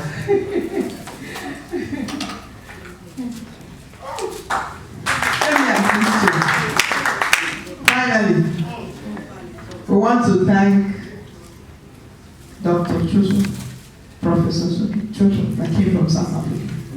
He traveled far. It's not his first trip here, but it's his first with us. It's not going to be the last. Matter of fact, we're proposing to send him away with 6 wives.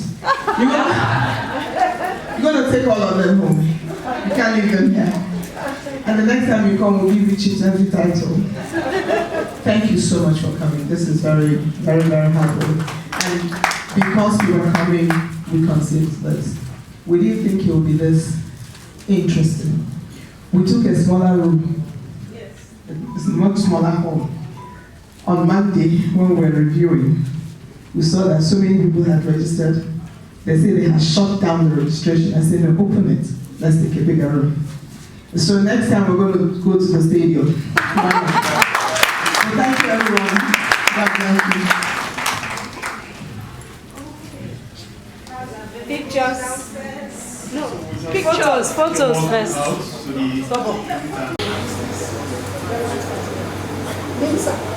On this side.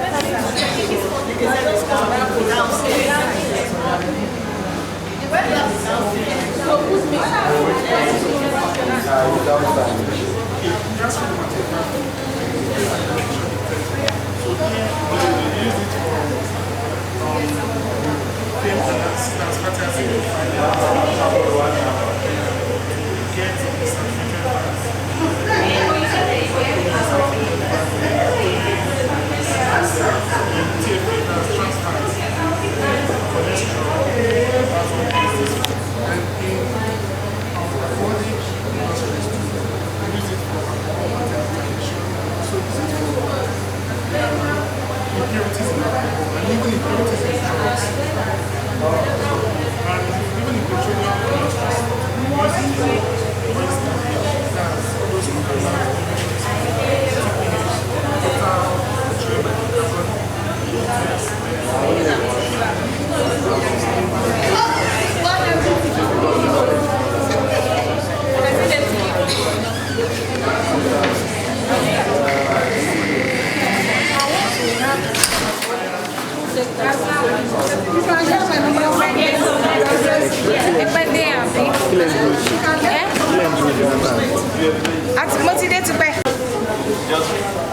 Just come up with that. I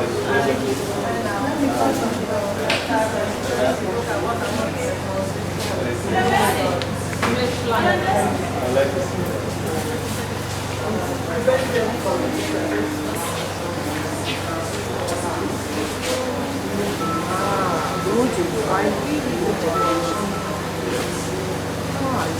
We're too serious. Thank you. I see so my certificate from Local Lab.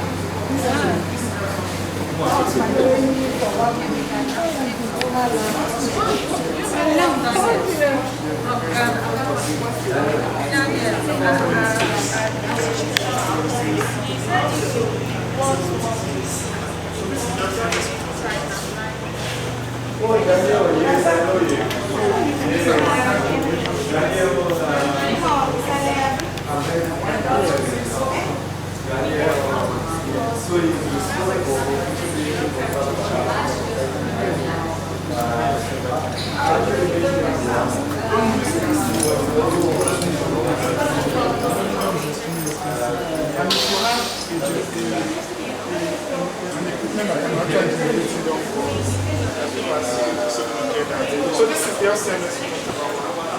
So this is an HPLC that is connected to mass control detector. So I'm also connected to the direct detector as well. So in this place, this is the biggest and most expensive equipment we have. In fact, there's this professor who says this equipment can actually get somebody longer than Dubai. That's how expensive it is. And there's nothing it cannot do. There's nothing it cannot do. The thing is, when the sensitivity of that one stops, this continues and has no limit. When the sensitivity of even the GCMS stops, the CMS can continue from there. That's LCMS, MCMS, liquid chromatography, mass spectrometry detector. There's nothing it can do. There's nothing. Everything that we mentioned here, this can actually do, apart from the metal. Yes, so this is our water generation set. So this gives us 3 types of water. Type 1 water, type 2, the normal distilled water. So it starts from the distilled water, then to the ionized water. The ionized water is type 2 water. Then the type 1 water is what we know as okay. The type 1 water, from the ionized water then to the type 1 water.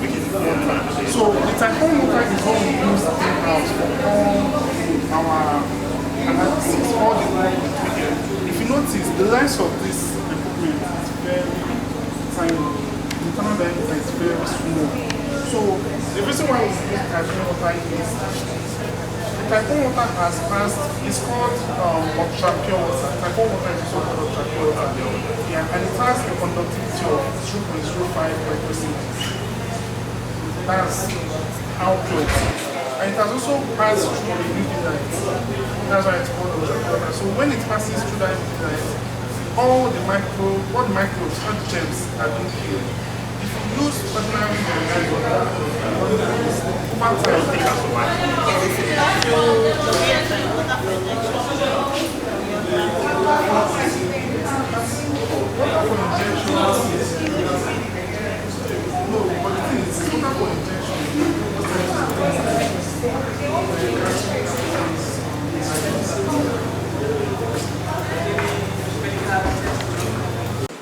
a quick demonstration of how this piece of equipment works.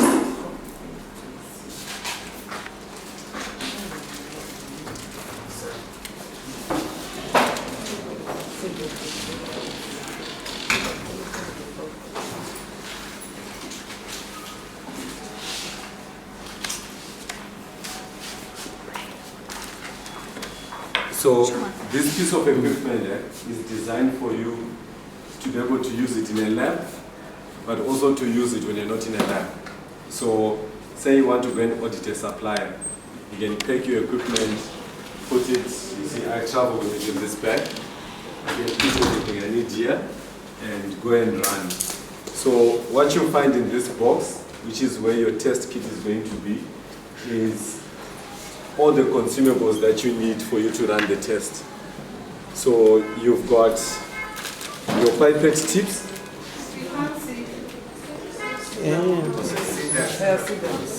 So you've got your pipette tips for your micro pipettes. You've got your centrifuge tube for the mini centrifuge. You've got your tube holder. So every kit comes already equipped with this. You've got the wall pack bags, which you use for extraction. You've got your extraction buffer already included in there. The dilution buffer is already included, enough for 40 tests. So one box comes with 40 strips, which is for 40 tests. And then you've got your strips contained in there. For ease of management, the only things that need to be kept refrigerated are these two. So there's antibodies and the dilution buffer to maintain the consistency. When you're using the test, it doesn't have to be in a fridge. So what it means is, if I'm going to run the test anytime in this particular day, I can take out the kit, put it on the bench, I can drive with it in my car, it's fine. If I'm not using it for a couple of days, then I put it in the fridge. So long-term storage or general storage, 2 to 8 degrees. When you're using it, you can keep it at room temperature. It will not affect the performance of the test. So the two pieces of equipment that I must have is obviously the reader. The reader comes with a built-in incubator, so you don't have to incubate separately and then add the test to the machine. It sets the temperature on its own, and then you run the equipment. And then the second one is a centrifuge. So this is a mini centrifuge already set at 2,000 revolutions per minute. So if you are in the field, you have no time to be calibrating, and you also don't want a big piece of machine. This allows you to be able to quickly do what you need to do without occupying a lot of space. So on the machine itself, it says admin here. So this is my machine, I'm the only person who uses it. But if someone else was there, you would press on this arrow, and then you choose the user that is assigned, and then you put the PIN code, and then it goes onto the profile for that user. The admin is the only person who sees all the profiles, so it means other users cannot interfere with another user's profile. If you need to access a result, the admin has to go and access that result and pass it on to the next person. So once I press here, it gets onto this page, and on this particular page you've got 3 tabs. This tab is for you to choose the test you want to run. So mycotoxin, GMO, allergens. Select mycotoxin. It starts setting the temperature. So you see here in the middle the sign of the thermometer, and if the temperature is not set correctly, like now we are rushing to go home, I want to quickly test and go home. If I do everything in a hurry and the temperature is not yet set, the machine is actually calibrated to kick out the test because the device is not yet ready. So it should right there with draw strip. See, normally when you're demonstrating and these things misbehave, they're like kids. They're like kids. The moment you tell people she doesn't like eating, that's when they...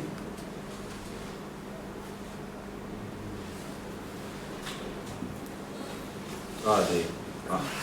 Now I pulled it out, but.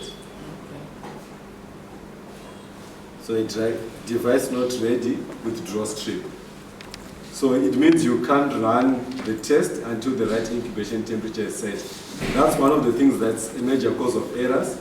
I want to rush to go home, it's 5 o'clock. I quickly run before the test temperature has been reached. So once the test temperature has been reached, it's going to put a tick there. And then if I then put the strip again, it's going to identify the test, identify the lot number, and I can do the sample ID. So we minimize errors by some of the things that we have already logged into the machine, which are ideally human error. So while this is ongoing, I'm going to start with the demonstration of the sample preparation. Ideally, we are supposed to measure 10 grams, but for the purposes of demonstration, we are going to estimate 10 grams. Please note, when you are running it in your own lab, you need to make sure you are measuring 10 grams for you to do an analysis. But here, I want you to see the procedure and see how simple it is. So now, there's a tick, and the tick shows you that the temperature is now right, which means you're now ready to run the test. So this small pack bag has got a sieve in the middle. So you see it has got 2 compartments. So essentially what it means is we put the sample on one side and the extraction buffer, and then we add water and we extract on the opposite side.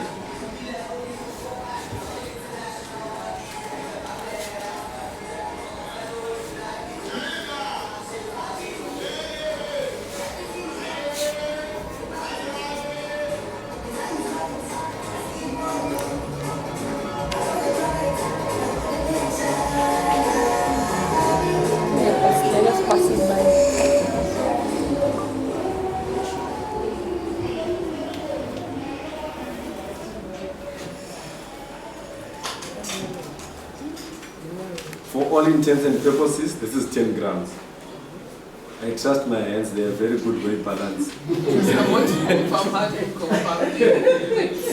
So ideally, you should put it on a balance. But for demonstration purposes, this is 10 grams. When you're in your lab, please make sure you put it on a balance. You're allowed 10 grams plus or minus 0.1. So mine is 9.9. So for me, I normally use the side, because normally you label the sample, easy visibility. I extract on the opposite side. There's nothing blocking, so I can actually take my extract with ease. This is a free country. You can do whichever way you want. This is my preferred way of doing it. So I'm going to measure 50 ml of water and then add on to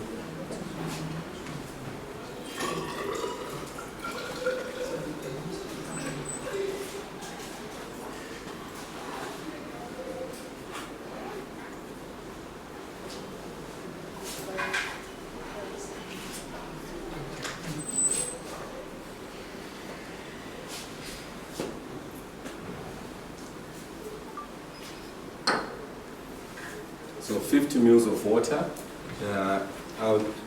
So I've added the buffer.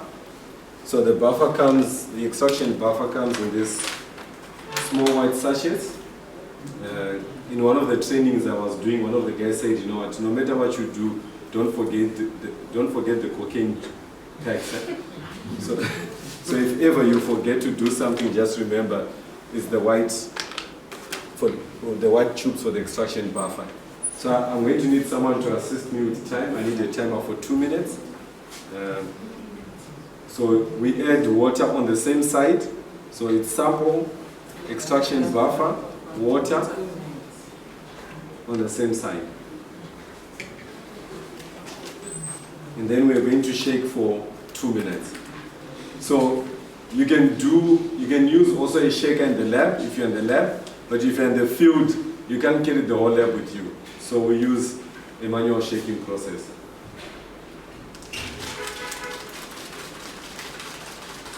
So 2 minutes of doing this. This is one of the few moments where you realize 2 minutes is a very long time.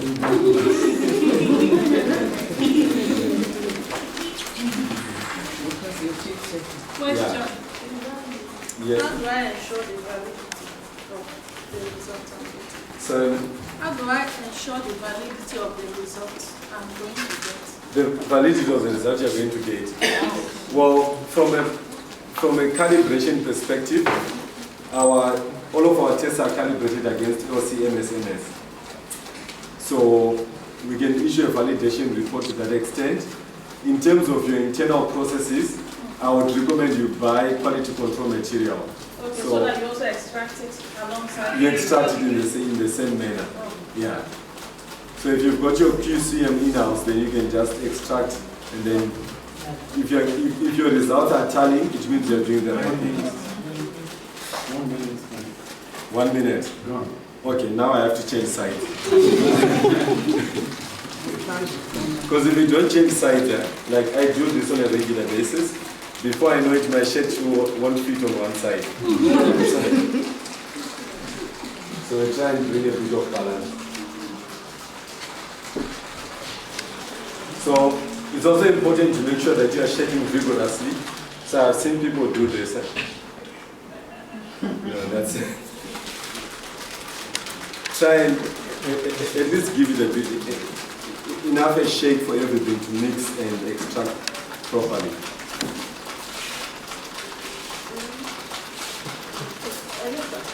The samples, do you need to mean or grind? Yes. Is there any difference? So it needs to be milled. The recommended particle size is between 0.7 and 0.85. But you know, it's not always practical, so you try and make it as fine as possible. Yeah. Ideally, not everyone can measure particle size, but when you register products, they require you to actually state what particle range you're going to be testing within. I'm going to need 1 minute to let this settle. So while this is settling, I then prepare my dilution with the dilution buffer. So I put it in the centrifuge tubes. So these micro centrifuge tubes. My dilution buffer is this one. So for Roma labs, the dilution buffer and the extraction buffer are the same for all mycotoxins. So what it means is, when you're analyzing your mycotoxins, you can actually do one extraction and test different mycotoxins. You don't have to do 6 different extractions.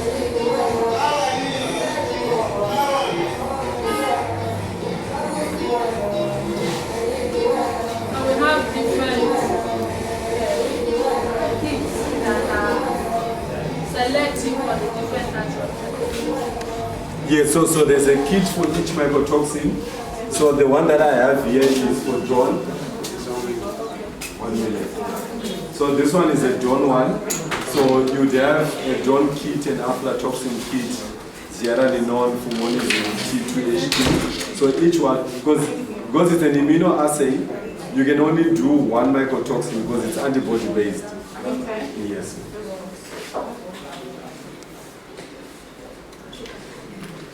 So 1 minute is up. So I've put 1,000 microliters of dilution buffer. I'm going to put now 100 microliters of extract. So I'm going to extract from here. Ideally, usually the middle point is the best.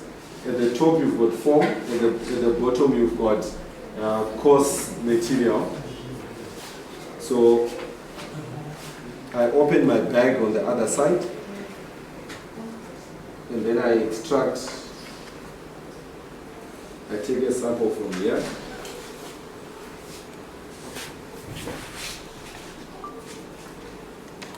I put it in there.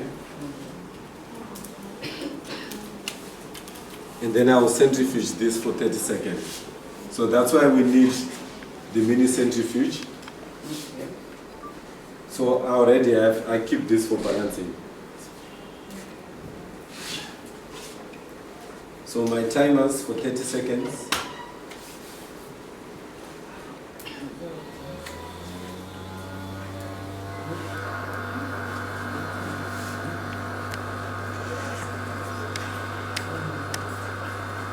Seconds is a very short time. It's not 2 minutes.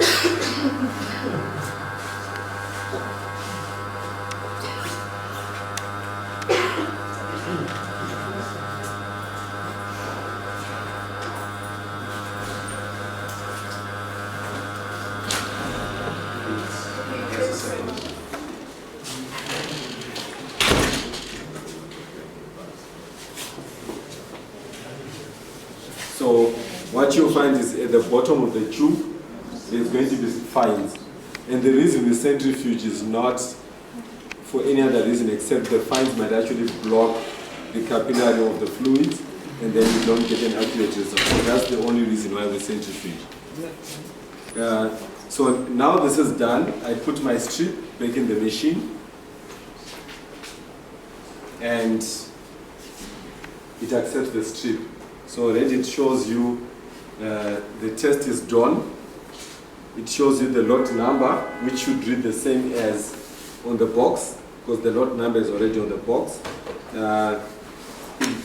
You've got an option to select what raw material you want to test, so corn, barley, corn gluten meal, so for oats, sorghum, rye, soya bean, wheat bran. So there's several raw materials that are already pre-calibrated for dawn on this particular one. I don't know what this sample is. I was given here, so I'm just going to choose a raw material for demonstration purposes. So, what if it's not there? Sorry. What if the matrix? What if the matrix is not there? So if the matrix is not there, what we can do is we do what is called a matrix validation. So on a matrix validation, we can take, say, cassava as a raw material, and then we give you an application note to say how do you analyze cassava, because the ones that are listed here are what we call global validation. Okay. So it means the instrument goes with these pre-calibrations, but then the raw material requirements in the different regions are not the same.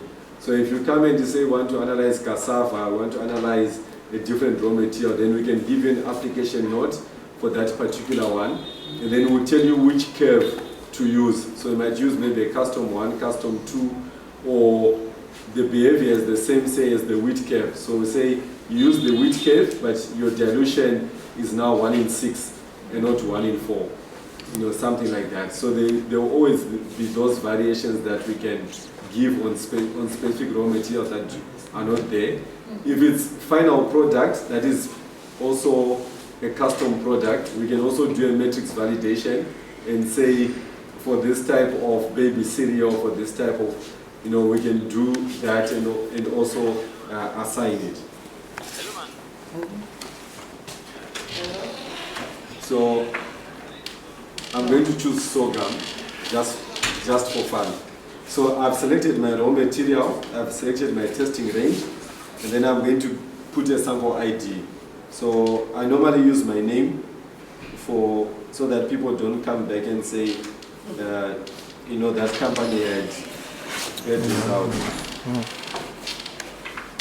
But what you can also do with this instrument is where your process is barcoded, you can actually add a barcode on this side, and then you can just scan the barcode. So your sample goes through the entire system with one ID.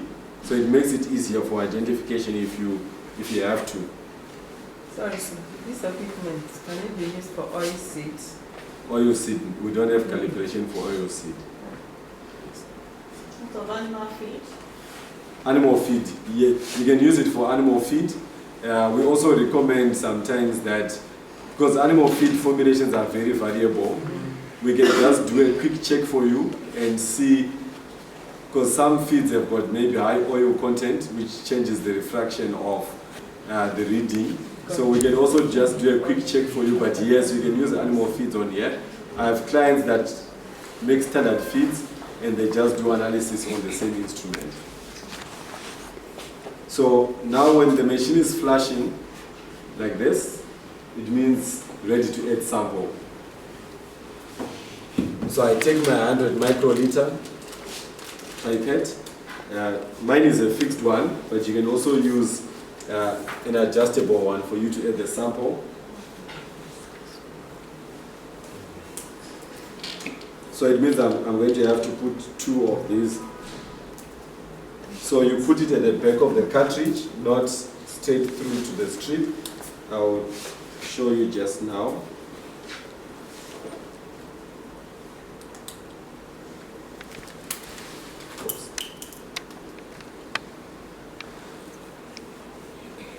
So once the machine detects that the fluid is in the machine, it starts calibrating.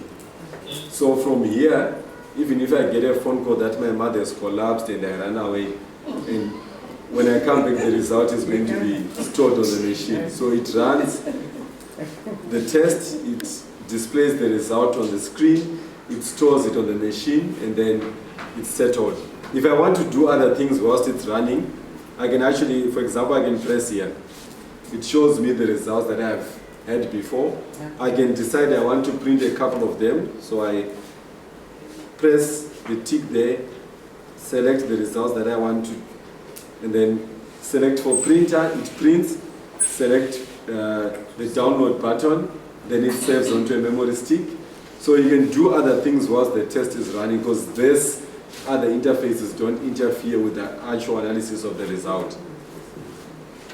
So once the result is running, on this page, so if we go on settings, here is where you can add other users. You can add up to 10 users.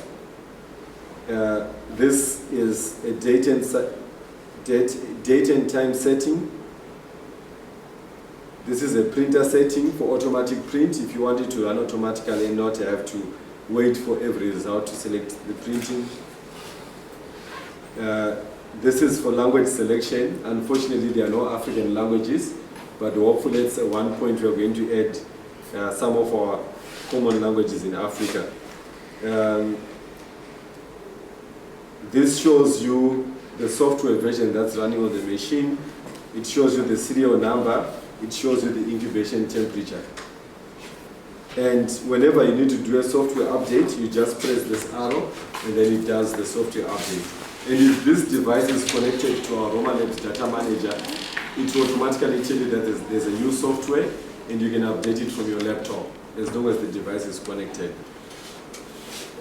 This is for QR code analysis. I'm not going to. So every kit comes with a QR code, and before you can run this strip, you need to read the QR code, and then once you have read the QR code, you can then do the fault analysis without having to do it every time. So for a new box, you need to do the QR code. And the reason we have the QR code is for us to transfer all the new data that we have. So one of the things I normally tell clients is, because our labs run this test as well, when this reader was released, for argument's sake, we had analyzed 1,000 samples.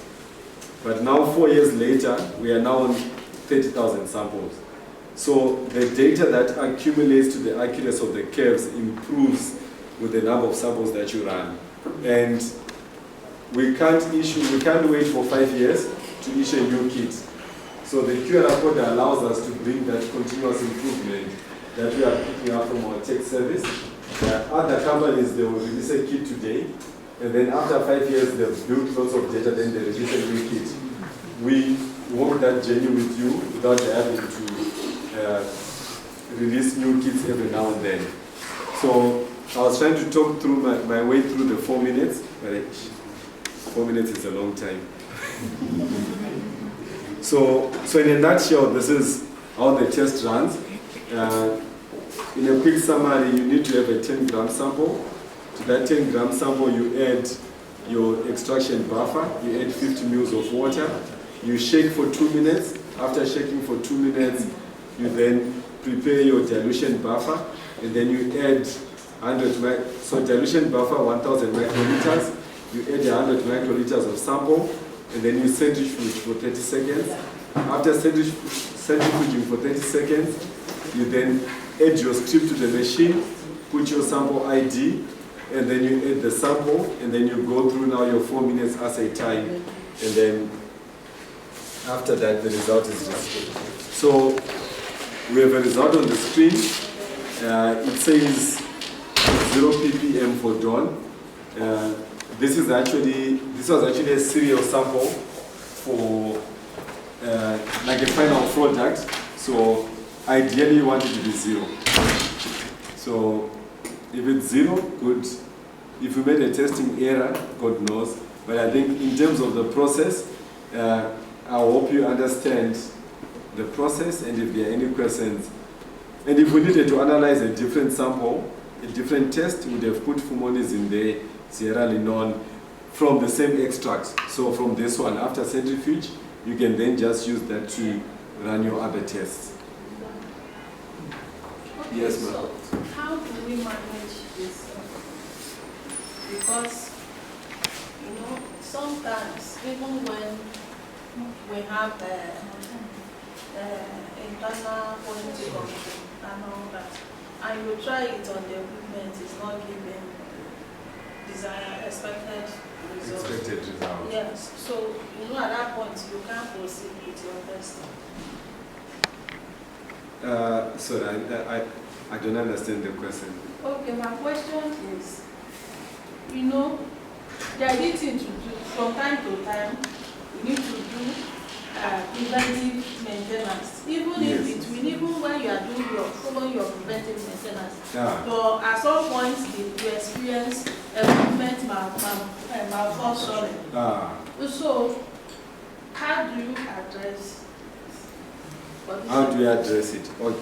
So, ideally, as you can see, this instrument is compact. There's very little things that you can do with it. So you can do very basic things like cleaning, and you see at the bottom here, there's screws, so you can open and do cleaning, but otherwise there's very little that one can do. So 2 ways of working around it is, number one, training service engineers within the organization on how to troubleshoot on certain issues. And then the second way around it is, not all companies have those type of expertise. So what we then do is, if someone has an instrument like this and something goes wrong, the machine is not functioning, we swap it around. So we give an instrument for the company to use whilst we are fixing this one, and then we return it. So that's sort of how we've been operating of late. If it's probably test, sometimes it's not equipment, sometimes it's test related. So say you've run a particular one of the kits, and then you realize there is a deviation, we can actually do troubleshooting on our side on the specific kit. And if we see that is the kit, then we recall that kit and we replace it with another one. So sometimes it's equipment, but sometimes it's also the kit. And ideally, we'd want to have perfect kits. But we know manufacturing issues happen. So it can be manufacturing, it can be storage, those sort of things. And we do our level best to avoid it. But there is not a single company in the world that can say we have gone for 50 years and we have not had a zero incident. So we've got a procedure for recall and replacement if something like that happens.